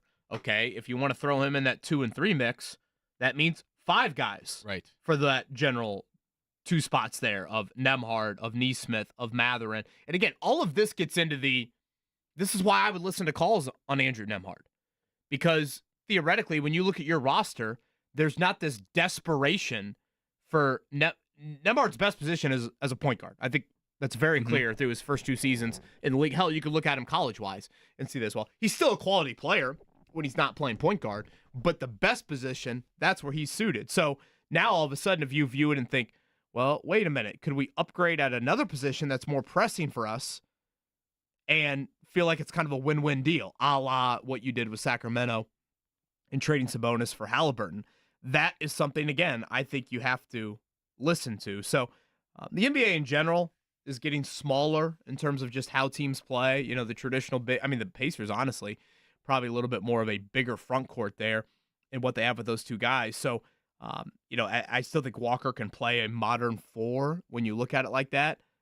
But to me, again, so much of this Obi Toppin thing is going to be rooted in how they view Walker. Yeah, and I think that the tough decision will be made for them by another team. They'll sign him to an offer sheet and they'll wave goodbye to Obi Toppin. Again, you didn't put a ton of draft compensation into acquiring him as 2 future second-round picks, so it's not like you're going to be hurting on that aspect of it. Yeah, I still, even if he walks, Mark, I still think it was a good deal. Yeah, I mean, it worked out. He did what I think it was beneficial for both sides. You got a veteran guy who helped your young roster, and then Obi Toppin also got to see some key role minutes in the playoffs, and probably perked up some eyes and ears of teams around the league that can maybe Obi Toppin could be a guy that we can look at in the offseason. So I think it helped for both sides, and it didn't hurt anything. So if he waves goodbye in the free agency and whatnot, then I think it worked out. I mean, without Toppin, that first round series might go 7, yeah. and it might be flipped. He was huge, and especially those latter games in that series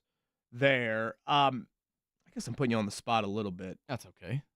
You have a favorite moment from this Pacers season? Oh, boy. I thought you were going to ask me for my top 10 sports theme songs. I would say... is it Game 7 with the Knicks? Is that just kind of the easy one? Yeah, I mean, that is, without putting too much thought into it, that's probably the one right there.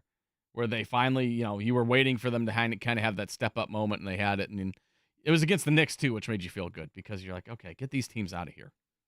Despite being banged up. I thought the in-season tournament was pretty cool as well. Yeah, beating Boston at home. I thought that was pretty fun too. It's one of those ones where it kind of gets lost, because it was back in December when it happened and everything, so you kind of forget about it a little bit. But that was when the Pacers are kind of putting themselves on the national map because they had such lack of national games and attention in the first place. And they're like, where's this spunky Pacers team coming from? And Tyrese Halliburton is knocking down shots left and right, and you're like, oh, these guys are fun. So from a national perspective, they got kind of like some eyes on them at that point. Yeah, you could obviously go both the Game 3s and the Bucks in the Knicks series. Obviously, you had the Halliburton floater in Game 3 of the Bucks series. You had the Turner block and the Nembhard 3 against the Knicks. I mean, those moments probably stand out. I thought there were some. Do you remember the night that Devin Booker went absolutely off here? Yes. And the Pacers won that game without Halliburton.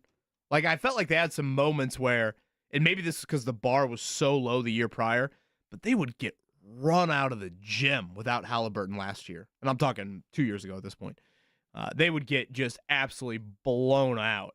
And I thought this year, they had some really good wins without Halliburton, which I thought was kind of, I don't know, maybe again because the bar was so low from the year prior. I thought that kind of stood out to me as well. Yeah, and then memorable moments, not necessarily on the court, but the game ball situation with Giannis. How can we forget? I'm still pissed the Pacers didn't give Oscar Tshiebwe the game ball at midcourt the next time they played the Bucks. That would have been hilarious. But yeah, that was one of those ones where same thing. Like, wait, what happened? Why is this an issue? And I remember we had to ask Carlisle about that. And he's like, yeah, no thanks. Hard pass on that question. Was that one of the Carlisle dunks against us this year? Yeah. Mm-hmm. Coming up in about 10, we'll get an update from West Lafayette. Where do things stand from Matt Painter's bunch after that national runner-up? Starting 5, is it set? Is there more in the Kanan catching situation? And it sounds like Purdue's got another 7-footer that is pretty decorated coming to campus here this year. So again, we'll take our college basketball look, begin at West Lafayette. We'll do that in about 10 here. This is the Wake Up Call. Kevin Bowen, Mark Dykton, Corbin Lingenfelter here on a crisp start to this Tuesday morning. A slow network.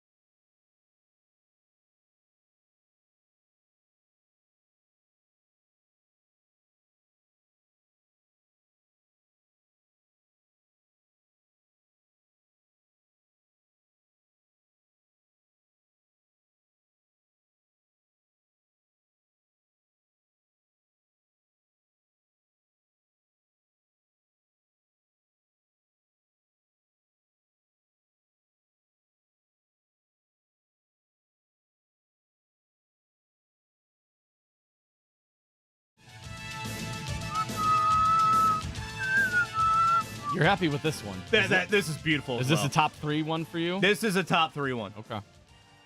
Sport theme intros here. We've sprinkled a few in. Great work by Corbin here on this Tuesday morning. Now, will that be for the Big Ten now? I don't know. The Big Ten's everywhere, but won't the Big Ten? Is that in the deal? Are they like, we get the theme song, give us the theme song? I think that's a huge part of the contract there. Did you see they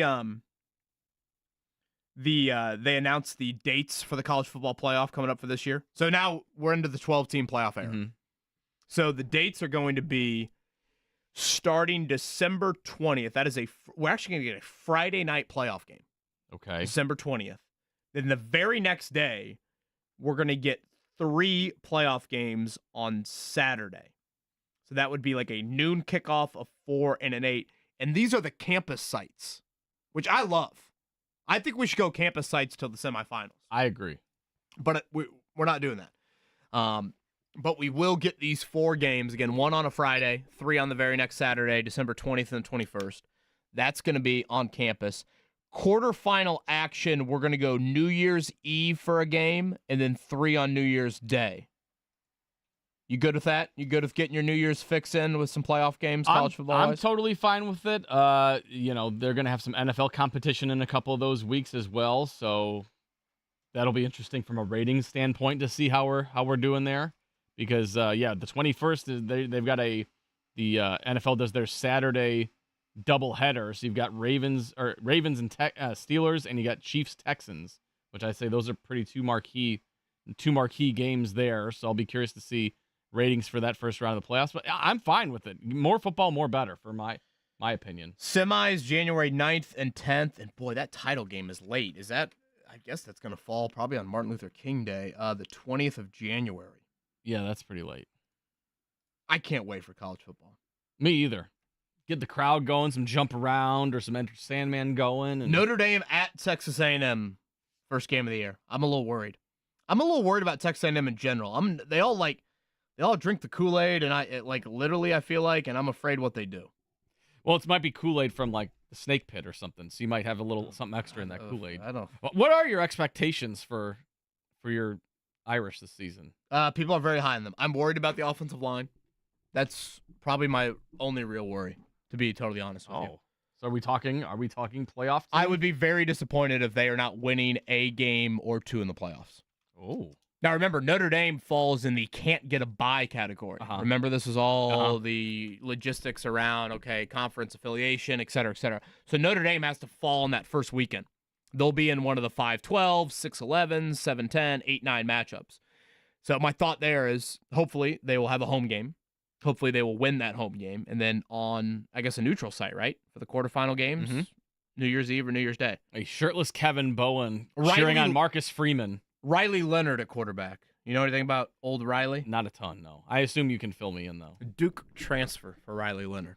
Okay. So I think a little volatility with this game. Mm-hmm. But some dual threat nature. Can he stay healthy? That's a question. Is he more of like a Jimmy Clausen? Is he more of a Brady Quinn? No. What are we looking at here? No, much more of a dual threat. Okay. Yeah, much more of a dual threat. Okay. So, again, college football season coming up shortly. On the other side, how about a little college basketball chatter? Again, this is what we're going to do here for the next 3 days. Get a little bit of an update on where we're at in West Lafayette, Bloomington, and over at Hinkle Fieldhouse. Shout out to one Greg Oden at Hinkle yesterday. Stopped by, went into the gift shop to buy my, hopefully my father's not listening, buy my dad a Father's Day present.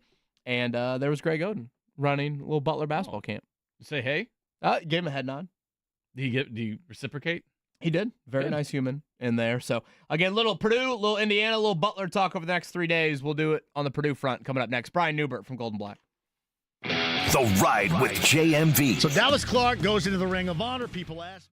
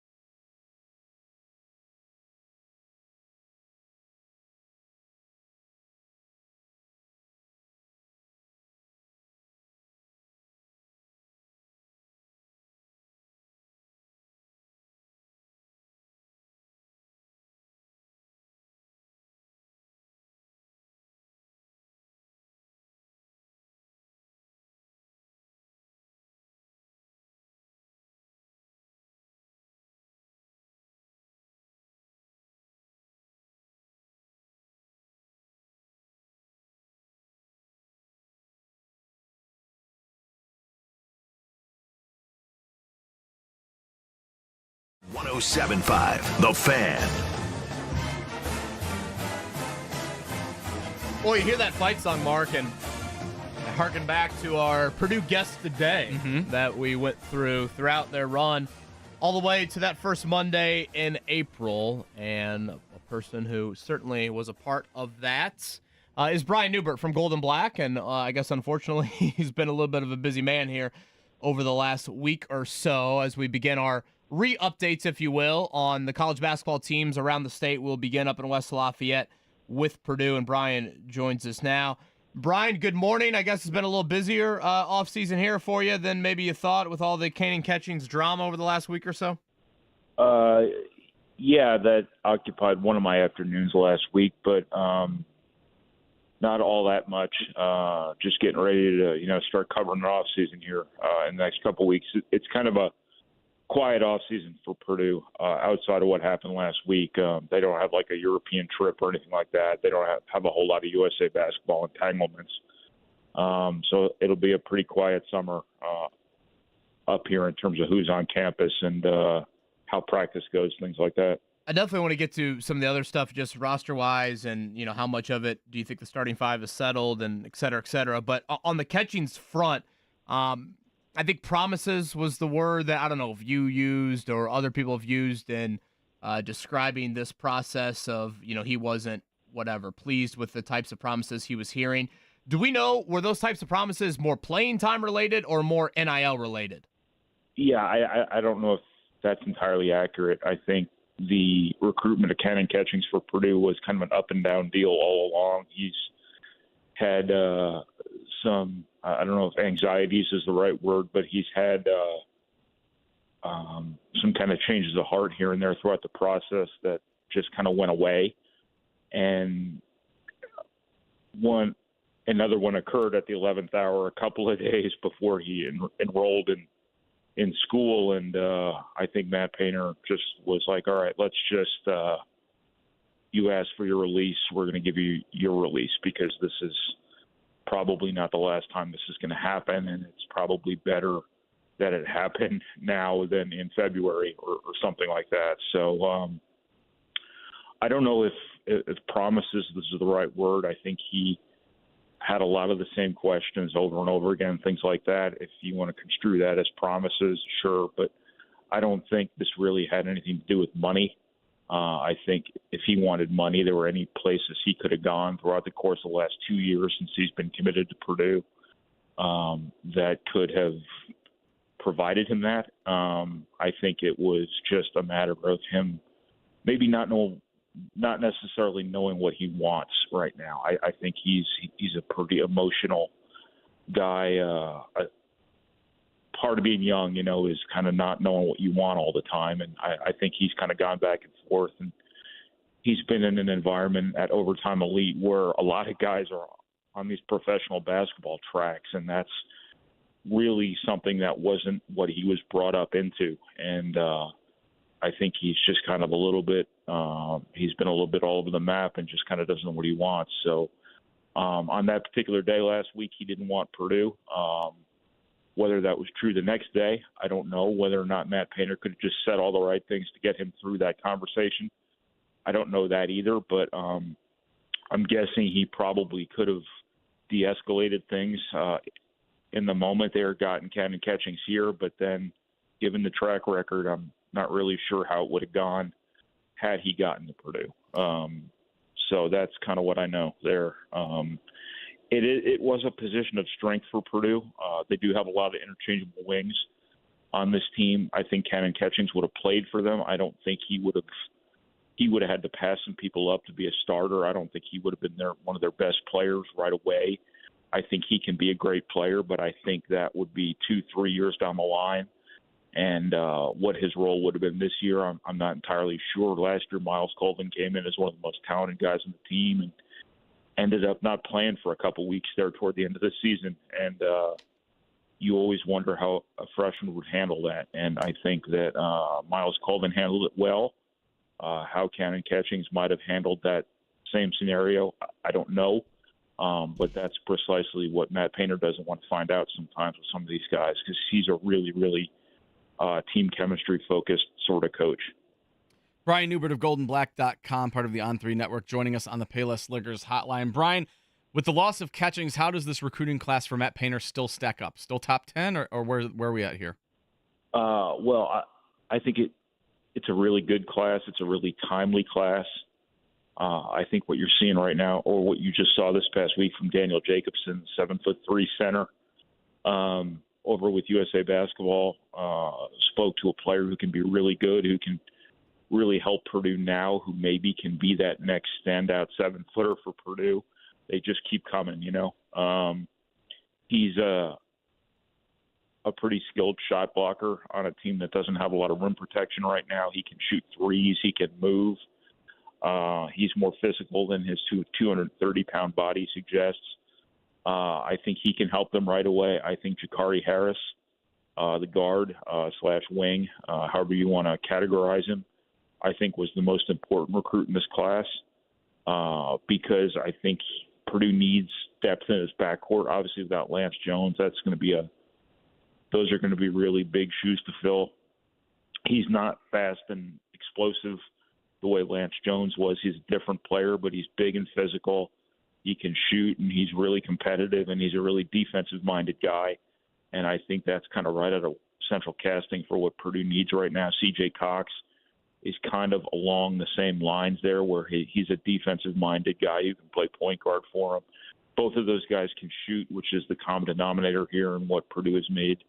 What has made Purdue really good offensively these last couple of years. So I think those three guys kind of stand out. Raleigh Burgess is a big 4-5 combo who Purdue's got minutes at center. Purdue's got minutes at power forward. They've got all sorts of opportunities in their front court. This is the biggest overhaul in the front court, Purdue's experienced in, quite some time. And then Jack Benner, the runner-up from Mr. Basketball. May not need him on the floor right away. You got Fletcher Lawyer in the program for 2 more years and things like that. But he's kind of your classic Purdue offensive piece. He can shoot, pass, sort of things like that. This is a pretty good class. It's, 5 guys deep right now, post-catchings. A couple of these guys will help them right away. A couple of these guys will, be important long-term pieces for Purdue. But in terms of where it should be ranked, I think it's your kind of solid, typical Purdue top 25-ish sort of class with a bunch of Purdue types of guys. Again, he's Brian Newbert. Does an outstanding job covering Purdue. Gold and Black is where you can find his work, and he joins us here on the Payless Liquors hotline. Brian, we probably honestly make too much of a, hey, what is a starting 5 going to look like? Clearly, Matt Painter has not been afraid to go into a rotation here. But if I was going to throw a rough sketch at you of Braden Smith, Fletcher Lawyer, Miles Colvin, Camden Heide, and Trey Kaufman-Wren, would you push back anywhere on that? Nope, I think that's what it is. I think Camden Heide will start off kind of as like a stretch 4. I think Purdue would be kind of a 4-out sort of team to begin with. Trey Kaufman-Wren would slide. He's not a typical center, but he would slide into kind of center usage. He would be Purdue's, primary low post offensive player. So he would play center, but he might not necessarily play like, Travion Williams did or Zach Edey obviously did. He'll get a lot of post touches, but he'll also play facing the basket. He'll also, play out beyond the 3-point line some. That could give Purdue some different options from an offensive perspective. Now, if Daniel Jacobson or Will Berg, either of the 2 7+ footers on the roster, emerge as guys who are your 5 best players or give you the flexibility you want in terms of, or the presence you want around the basket from a rebounding perspective, from a defensive perspective, whatever it might be, you'd always have some flexibility to push Trey Kaufman-Wren right back over to that forward spot he played next to Zach Edey this year. I think he'll play both, but I think Camden Heide and Miles Colvin did enough last year to earn that kind of right of first refusal on those 2 starting positions in the front court. And then obviously Braden Smith and Fletcher Lawyer obviously are as cemented into that group as possibly can be. Braden Smith might be an All-American. this year. Fletcher Lawyer, I think, doesn't get the credit he deserves for how good he was last year, how important he's been to this team's success the last 2 years, and that's a pretty good starting five to start with. Brian Newbert of GoldenBlack.com joining us on the Payless Liquors Hotline. With all that said, Brian, what are reasonable expectations for Purdue coming off a national championship runner-up appearance? I mean, it's hard to have much higher expectations, but you lose Zach Edey and all that. What are reasonable expectations heading into next season? Yeah, I don't see why Purdue can't be a top 25 team all year long. I don't see why Purdue can't compete for a Big Ten title again. That's been pretty consistent. You've got a great backcourt. You've got a good low post scorer. You've got a lot of youth kind of in a era of college basketball, and everybody's playing adults. But I think that's kind of Purdue's bread and butter. I think they build teams. I think they build continuity and chemistry, and it's working. So I don't see why this year should be any different. I think they'll keep winning. They'll keep winning big, whether this is a team with a Final Four ceiling the way the last one was and the way maybe next year's will be, assuming everything stays in place. I don't know, but I don't really see any reason why Purdue can't at least compete for another Big Ten title, get a top 3, 4, 5 sort of seed to the NCAA tournament, things like that. They just have to recreate themselves offensively and defensively without Zach Edey, and some of these young guys have to be good, and some of these second-year guys have to really improve. Again, Brian Newbert, Gold and Black, with us here on the Payless Liquors Hotline. Writer, editor, and in his own words, insufferable blowhard is the Twitter bio you will get there with Brian. Last one from us, and again, appreciate the time. How much is, it just seems like Purdue, which I love, Purdue is an outlier in today's modern college basketball world. How much is Matt Painter's kind of roster building approach, you think so much this is how he wants to build it, versus an admittance of reality of if they tried to live in the transfer portal, there'd be a little bit of you're bringing knives to a gunfight from an NIL standpoint? I hope that makes sense. Yeah, this is how he wants to do it. And I think he'll be the first to tell you that at some point it's going to catch up to Purdue and they're going to have to go get transfers, whether somebody gets hurt, whether somebody flames out on them, whether somebody doesn't pan out, whether somebody transfers. Something like what happened last week with Cannon Catchings under different circumstances could have been a situation where now all of a sudden you have to go get a transfer. You're not going to get a transfer in June, but it could create a rippling void in your roster where you have to fill later on. I don't see that being the case moving forward with Purdue and this Cannon Catching situation. But stuff like that will happen to Purdue eventually, and that they probably will have to go get transfers at some point. Up to this point, Purdue has just kind of picked and chose its spots with transfers. Lance Jones was kind of a final piece of the puzzle. David Jenkins the year before that was a desperate need. Purdue needed a point guard and didn't get one. They just took the last they kind of took the last guy available just to sort of have somebody. It worked out, but it wasn't an ideal situation. From an NIL perspective, Purdue's actually doing okay. I think they're doing a good job getting guys who aren't necessarily motivated by that part of it, while also taking care of the guys in their program now. I think Matt Painter's really happy about how they've handled NIL, where everybody gets something at Purdue. And when you go from freshman to sophomore, you make a little bit more. When you go from sophomore to junior, you make a little bit more, and then so on and so forth. And then if you're the best player in the country, like Zach Edey was, you can go out on the open market and get what you've earned. And I think Braden Smith will be in that situation here moving forward. But Purdue kind of takes care of everybody. They're not out there just throwing out random numbers in the spring to get somebody to commit, and there being any sort of nebulous nature to what all those numbers are attached to, things like that. So I don't think NIL is a problem for Purdue. I think every coach would want more, but I think Purdue's doing pretty good in that regard. Brian Newbert of GoldenBlack.com joining us for another minute. In non-Purdue news, you were pretty active in the Dan Hurley news yesterday that he's sticking with UConn. Your thoughts of him sticking with UConn and spurning the Lakers? Yeah, that just kind of reeked to me. Obviously, I don't cover Dan Hurley. I don't cover UConn. I don't cover the Lakers. But it just reeked of a shakedown to me, that it was all about a contract extension with UConn. It was all about being able to come back to UConn to go tell recruits, hey, I turned down the Lakers.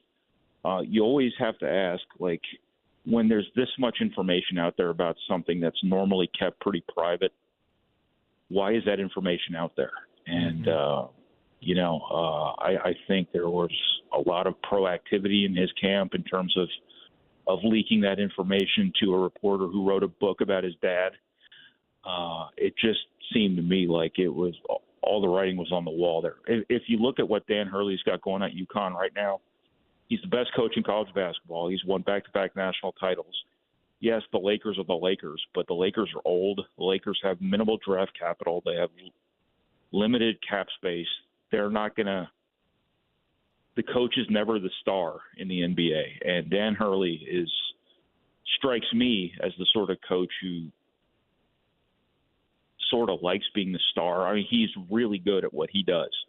Whether or not his style necessarily translates to the NBA, I have no idea. But the Lakers' job right now isn't as good a job as I think what people perceive it to be. They're old. They have limited capacity to get themselves out of it, and it just didn't seem to make a whole lot of sense. That said, coaches are different birds, man. They are motivated by different things. They're motivated by money. They're motivated by ego, stuff like that. And the Lakers' job is still one of the name brand deals in all the sports. And but it just didn't seem to make any sense for a guy who's on top of the college basketball world right now. So I like to stick my nose where it doesn't belong, and that was just kind of my take on the matter, and it played out exactly how I thought it would. Yeah, we mentioned that maybe he's dipped his toe in the NBA. Say, hey NBA, I'm interested in the future. Maybe not in this job, but maybe in the future. Yeah. And we said maybe if it was the Knicks job, maybe it would have gone a little differently. But the Lakers job, like you said, limited draft capital, old roster, probably not the move for him. Correct. Exactly. Yeah, and he will want to win wherever he goes, as every coach would, and that just doesn't seem like the right time there. He might leave for the NBA one day, for all I know, but it's going to have to be the perfect job. It's going to have to be the Knicks when the Knicks are rolling. It's going to have to be the Celtics when the Celtics are rolling. Kind of something like that. Brian Newbert, Golden Black. Brian, always enjoy our conversations. Thanks for giving us a little update on where things are West Lafayette-wise, and hopefully you can enjoy a little bit of quiet time here before it really ramps up. No problem, guys. Thanks for having me. That's Brian Newbert right there on the Payless Liquors hotline. Again, schedule-wise for Purdue this year, remember, they've got Alabama in that home-and-home. That will be at Mackey. That is a Friday, November 15th. The very next week, they go to Marquette. That's kind of a fun road game for them. The game over at Gamebridge Fieldhouse this year. Remember, last year was the big marquee Arizona one, 1-2. You know who they get for that one, right? I do not. Who do I like to rest my head on his tummy? Oh, yeah. Buzz Williams. Sweaty Buzz. Mm-hmm. In Texas A&M. Still one of your odder statements on radio. Yeah, I would agree. Yeah, probably not one of the ones I'm more not entirely proud of. That one came out of left field, too. I don't even think there was talk about really Buzz Williams. And you're just like, I'd like to rest my head on his tummy. And I'm like, wait, stop. Yeah.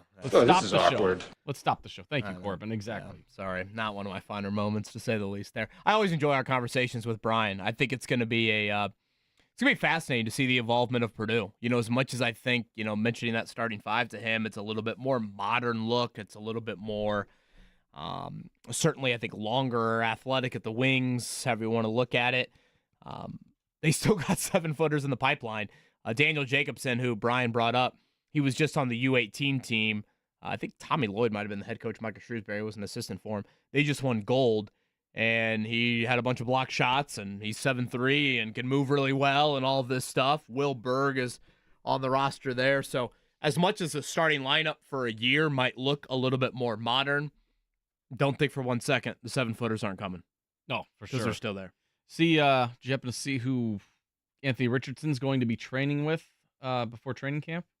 I saw you had a little conversation with Joe Montana. Was that what you were referencing? No. I mean, we've had this man on before, Will Hewlett. Okay, yes. But says that Colts quarterback Anthony Richardson will be training with Will Hewlett, his personal coach, along with Chicago Bears quarterback Caleb Williams and 49ers quarterback Brock Purdy before training camp. I do remember Will mentioning those names to us. I think we kind of gave Will the platform. And for those unfamiliar with what we're talking about, Will Hewlett, Richardson's kind of private quarterback coach that he's gone to now for the last 2 off seasons, based in Florida. We had him on, what was that, Mark? Just before the offseason program began? Yes. Probably back in April. We had him on last year after the draft, but then we had him on again this year, and he was great with us in explaining just kind of where Richardson is at from a rehab standpoint, what he's working on, all of those things. But yeah, he mentioned Caleb Williams. He mentioned Brock Purdy, Gardner. I think Gardner Minshew, right? Is another guy that he trains as well. I think Jordan Travis from Florida State, if I'm not mistaken. So there you go. Quarterback collective. That's what it is. So yeah, that's funny. An interesting trio right there. I'm trying to think who it was. It might have been Hewlett, now that I think about it. Hewlett said that one of the things Richardson has mentioned him quite often is he thinks that Purdy is such a good thrower over the middle, in between the numbers, in between the seams. Brock Purdy really excels in that area, and that is an area where Richardson wants to get better.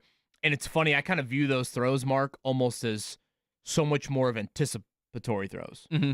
Like, you've got to really know where the defense is at, where your route tree is at, and when that window is going to be there. And obviously velocity and all that comes into play, but still, Purdy, it's not like he's got some cannon, but you talk about throwing with anticipation. I do think Purdy does just a wonderful job of it. Yeah, that is an interesting trio. I'd like to sit in on those practices. I know we can't, but that would be pretty interesting to just see how they attack each other. Because Brock Purdy, a guy that probably a lot of people didn't have a lot of expectations for. Obviously, he's taken the reins with the 49ers and ran with it. Then you've got a rookie in Caleb Williams. You'd like to see what his development like. And then you have Anthony Richardson coming off of an injury-plagued rookie season entering year 2, just how they handle all 3 of those guys. Because I feel like that's very different dynamics for all 3 of them. So it would be really interesting, I think. Getting up on the podcast from earlier, we talked about the Colts in regards to where they are at from a position battle standpoint. I think you do have some clarity. Ironically enough, the areas you have the least amount of experience in, the secondary, I do think there's some clarity exiting the spring. Whereas offensively, particularly at tight end, I don't think you have any clarity. So that'll be up on the podcast. I did tease this earlier, and I wanted to make sure we mentioned it. To me, Mark, this is just a massive credit to what Shane Steichen did last season. I am extremely, high, bullish on Steichen from an offensive mind standpoint. Warren Sharp, one of these NFL analytic guys, got a huge following on Twitter. He throws out a lot of kind of random stats. He threw out yesterday, I should say, the teams with the most plays of at least 30 yards from last season. I don't know where I would have guessed the Colts were in that before seeing that stat, but I certainly would not have thought they ranked where they did. They ranked 5th in the NFL last year with 30 plays of over 30 yards. Yeah, that is surprising because they're a team that you don't necessarily think of like big play, especially with Gardner Minshew running the majority of the season. Well, and it's not like Jonathan Taylor was out there a whole lot. Yeah, that is surprising. They're top 5 in that category. So yeah, they had Richardson had 5. He had no runs of over 30, which I mean, again, Richardson played 170 snaps, but again, you would think that might be an element that you can tap into because for me with Richardson, Mark, it's much more of the drives might not all be 12 plays and 80 yards, but you might get 6 for 78 because Richardson sprinkled in a 32-yard run or something like that. He had no runs of over 30, but he did have 5 passing plays of over 30. Minshew had 20 such passing plays. Obviously, Minshew played a ton more snaps than Richardson. Richardson actually had a higher rate. But, it's funny. You see the teams ranked above the Colts, 49ers, Packers, Dolphins. I mean, all that checks, right? All that makes sense. Yeah, the Rams. With those teams being up there. But for me, this tells me that Shane Steichen knows what the hell he's doing. Yeah, I mean, I liked what he did in his rookie year and all that. I think he's done very well, especially adapting his game plan with Richardson and Gardner Minshew. I think he did a very good job, and it'll be interesting to see how he handles it in year 2. But that is a surprising stat because, again, you don't think of the Colts offense as some tear the top off the defense. And again, you would think with Taylor and Richardson, there's no way they're going to be up there, right? Yeah, you wouldn't have thought that. So yeah, the fact that they had that many high yardage plays, 30 yards or more. I mean, it was one of those things where you saw a couple deep threats and you're like, okay, Michael Pittman Jr. just hauled in that one and stuff. But whether or not you would have thought it was 30, I certainly wouldn't have thought of that. All right, in a few, U.S. Swim Trial 4-pack of tickets. I was listening to something yesterday. I think it was the head of U.S. Swimming. So I believe he said that only 2 U.S. reps for each event. Mm-hmm. So think about that. And there's no captain's picks. There's no we don't have any Caitlin Clark U.S. Olympic team debate here. This is literally, do you finish 1-2 in the event or do you not? I mean, that is some crazy pressure with the U.S. swim trials and like the pure jubilation from second versus the heartbreak of third. Like, it's going to be fascinating and wild to watch all of that play out again. This begins Saturday night inside of Lucas Oil Stadium. 9 straight days of this action, and as Sarah Meyer from the Sports Corps said to us when we had her on last week, you will get an Olympian announced each and every night with these swim trials. And these tickets are for the finals, correct, Mark? Correct, yep. For the nightly finals. So again, 317-239-1070 for that. Let's hit a morning check down. The Morning Checkdown. On 93.5 and 107.5 The Fan. Well, we've been talking about it all show, but the Indiana Fever continue to stink it up on the court. 89-72 losers to the Connecticut Sun last night. Their 10th loss of the season, their 3rd straight to Connecticut. Again, Caitlin Clark held to just 10 points in 22 minutes. Not very good. Head coach Christy Sides discussed the famous E word that we've discussed all season. I'm going to start with you can't at this level coach effort, and I felt like we were just trying to ask them to keep playing hard, play hard. You can't start there. You can't play in this league if that's what if you have to coach effort. It's just too hard. Why did she sit the starters after a while? Well, because she thought she was getting better run from the second unit. We were down 28, and I wanted to put a group in there that would get out and play some defense. I'm really, really proud of that group that went out there and cut the lead. They played hard. We've got Atlanta coming up. We've got Chicago coming up. Just thinking ahead. Yeah, I don't think it was much of rest. I think it was more of just send a message. And I got no issue with it. Again, the defense, horrific. You were blown off the floor last night. To me, that's been the issue for this team this season. 3-10, obviously, is not good, but it is the routine nature of you look up in the middle of the third quarter and you're like, this game's over.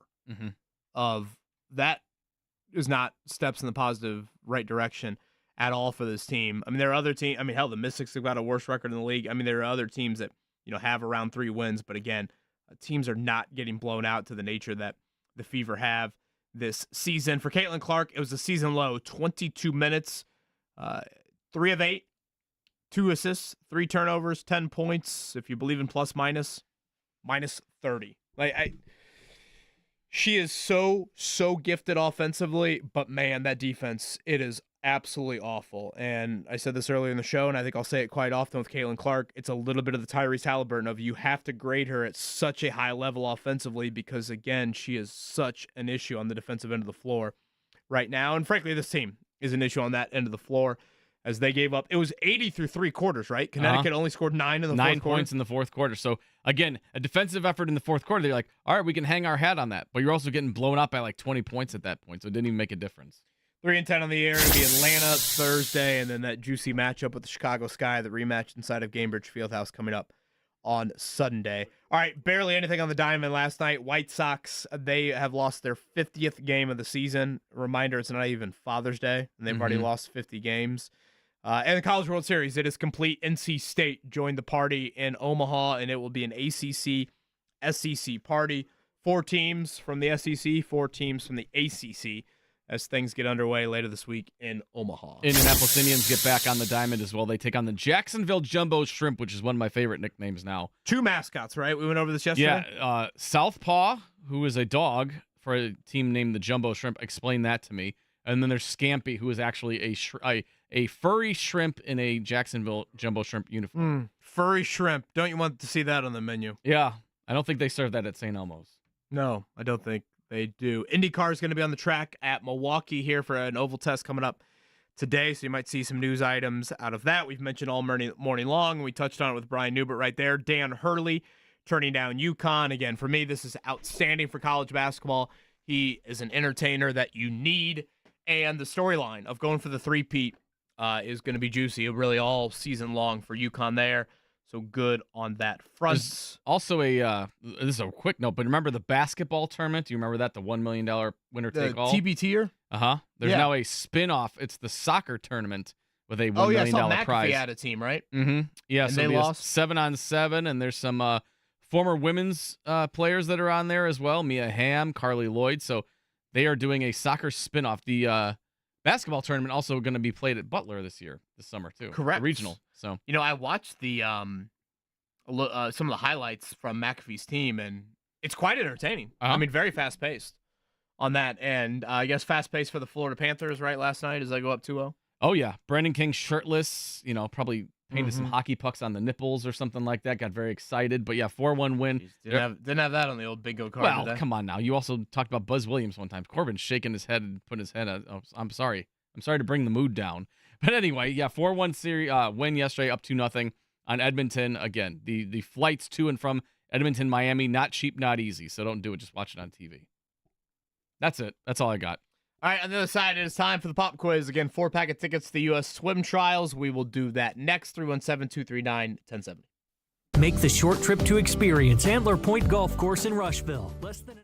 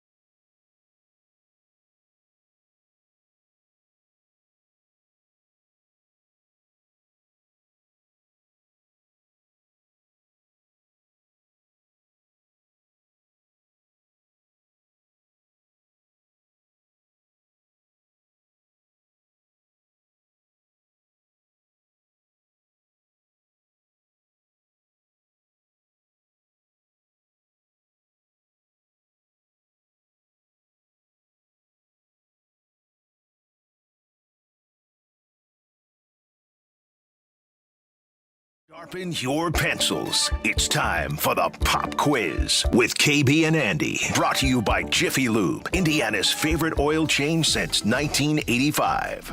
All right, this is big news. What did I tell you earlier this week about Tiger? What did I need? You need afternoon tea, or was it morning and afternoon? Is that what you said? Or did I reverse it? I need early, late. Early, late. Mark Dykton, some multitasking for your co-host on Thursday, okay? Uh-huh. 7:29 a.m. Oh, man. On Thursday, Eldrick Woods putting a peg in the ground down there at Pinehurst. And then 1:14 in the afternoon on Friday. USGA. That's a happy Father's Day gift to you, right? I like it. The weather, the draw. I'm optimistic. You like the time slot, too, because you just roll the TV over here and just be completely distracted for 3 hours. Perfect. Will Zalatoris, Matt Fitzpatrick. Okay. Joining Tiger Woods. Matt Fitzpatrick still rocking the braces, or does he get rid of those? Gosh, I loved when he had them. I hope he doesn't. I think he might have gone the Invisalign. Is that a thing? Yeah. I wish they had those when I was younger. I rocked braces for 2 years, 6th to 8th grade. I had them, then they took them off, and then like a year later, yeah, we're going to put them on for another 6 months. I'm like, damn it to hell. Yeah, braces are no joke. Gosh, orthodontists have to make so much money. Yeah, you would think so. I'm hoping the Dykton girls don't need them at any point, because that is a costly endeavor. Now, 7:29 is a bit early to tee off. Thankfully for us in our golf outing, it's going to be at noon. That is coming up on July 18th. That'll be the back nine golf outing. Still debating whether to bring in the Mizunos inside of the back nine golf outing or not. I think you have to. You've talked them up so much. You need to let the people see what you got. But nonetheless, we'll certainly have a beverage or two. And as Mark and I have said all week, Andy as well, it'll be nice to be there with no work obligations. We will do our show here in studio, then head down to the back nine golf outing. Jake and Jimmy will be live there, noon to 3, of course, JMV from 3 to 6. Really looking forward to it. It was a fun event last year.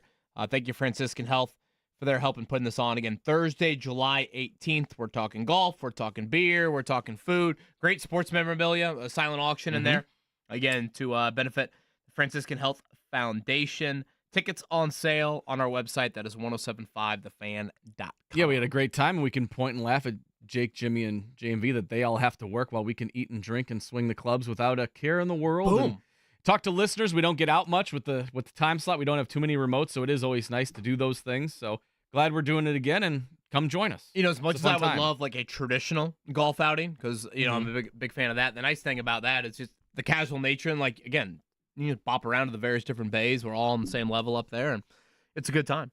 Yeah. While a golf outing is nice, it's nice to have the back nine where you have a more intimate situation. You're not all spread out and everything. Jake's not driving over like sand traps or something with the beverage cart because he's not swinging the clubs. Correct. Well, although Jake has been taking lessons. I haven't seen if he's fared too well yet. Another tee time of note for the U.S. Open. We mentioned Scotty Scheffler and the overwhelming Yukon, South Carolina nature to how big of a favorite he is.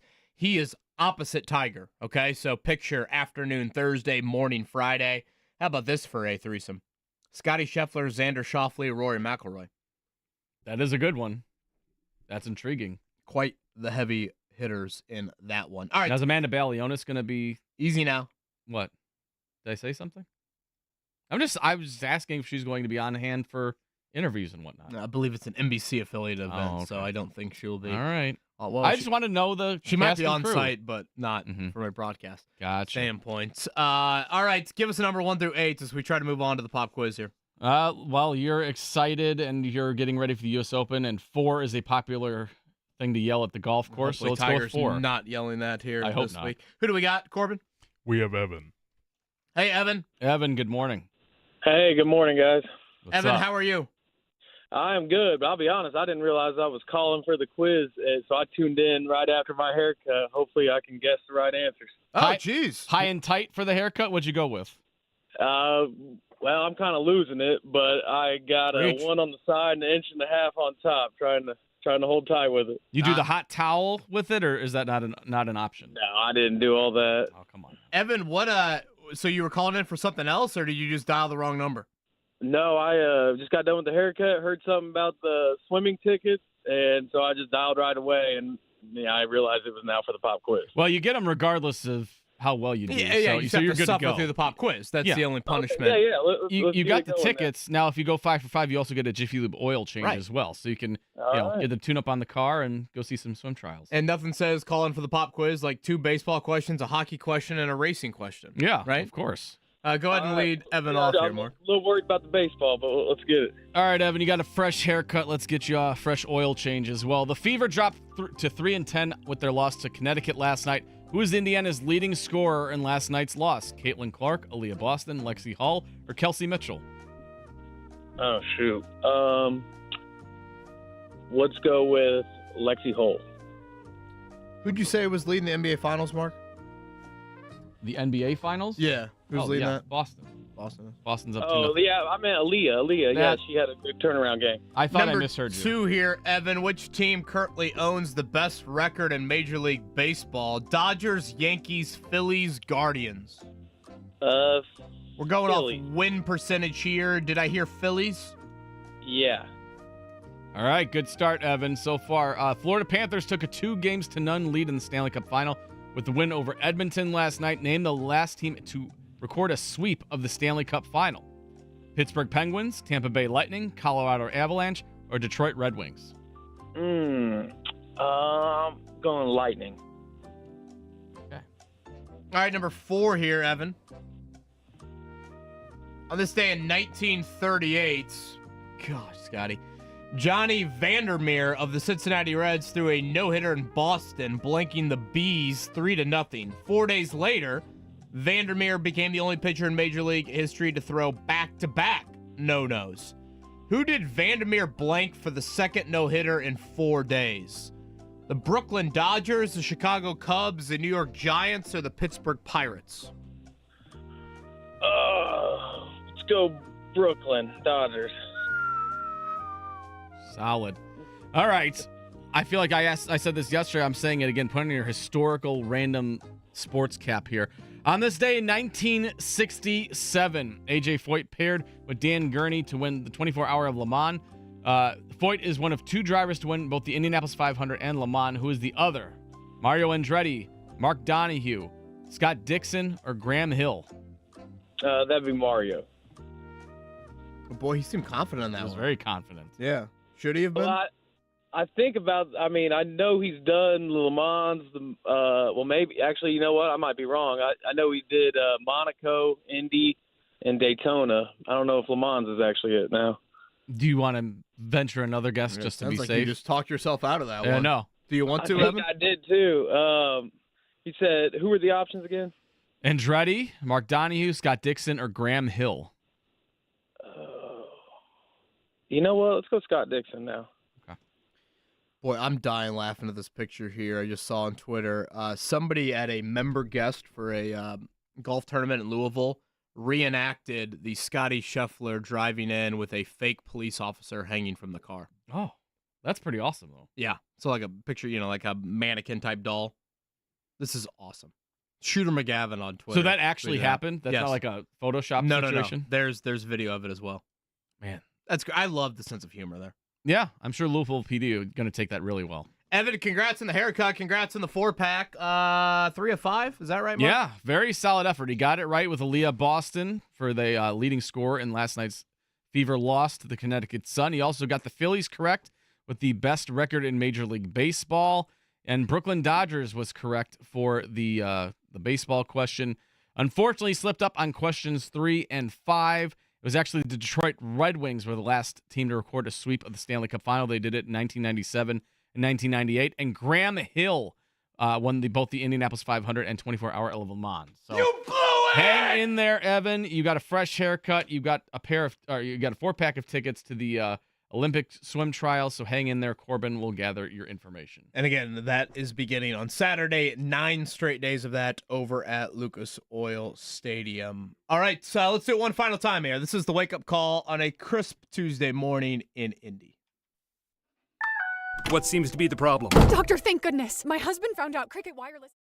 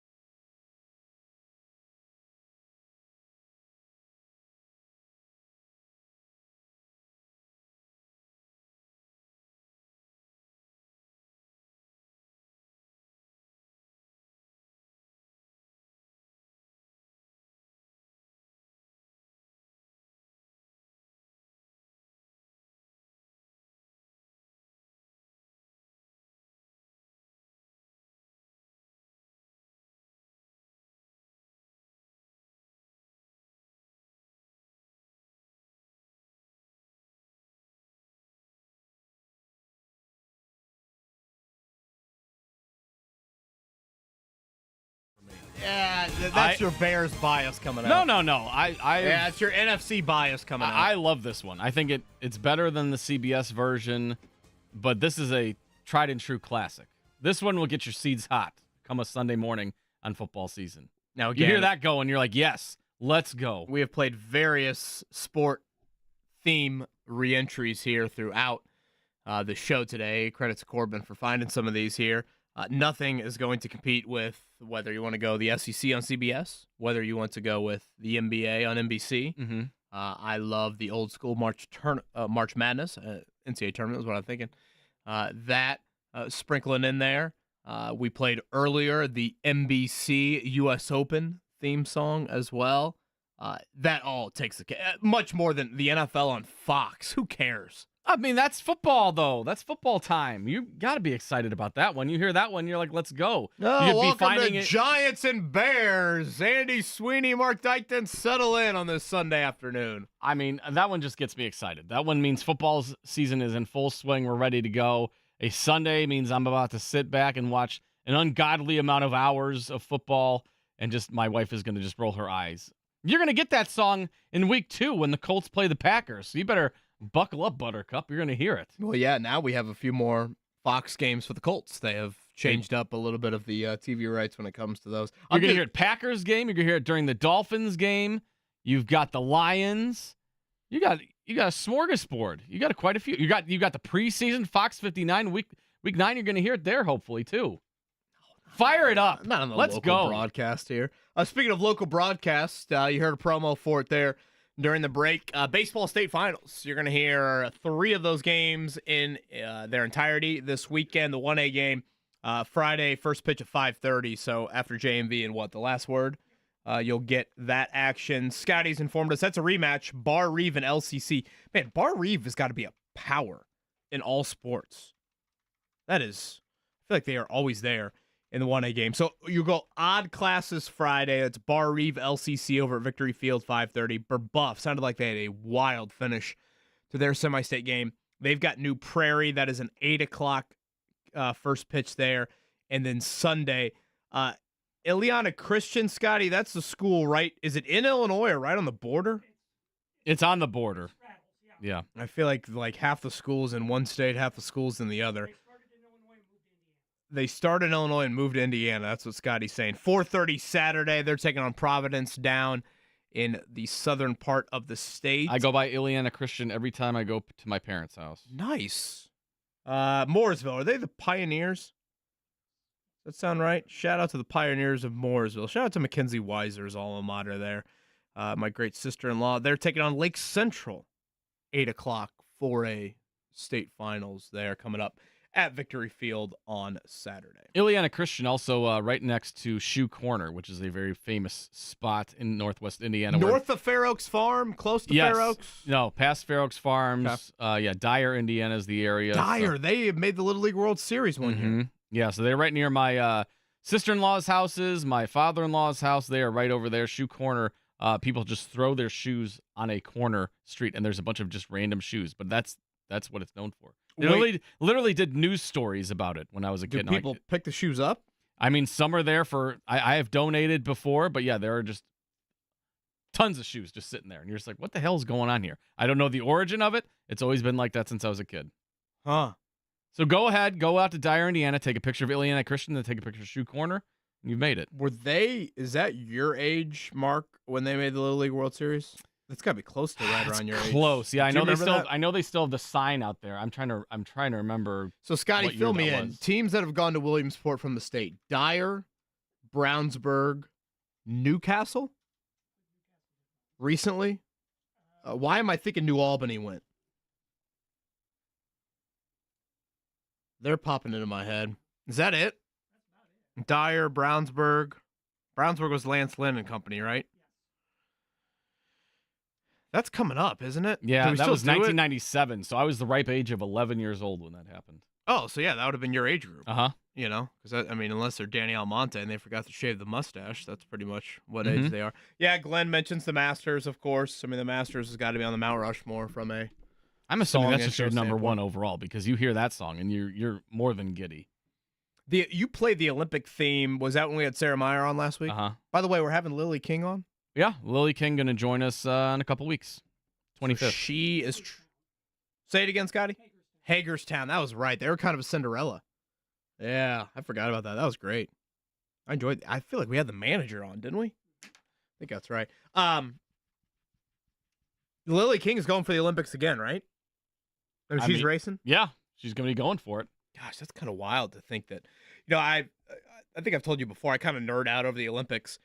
And I don't know, maybe it's obvious to some people, but so much of it, and other sports like gymnastics, for example, there are definitely specific sports where this matters more than others. Easy for me to say, speaking of Fair Oaks Farm, others.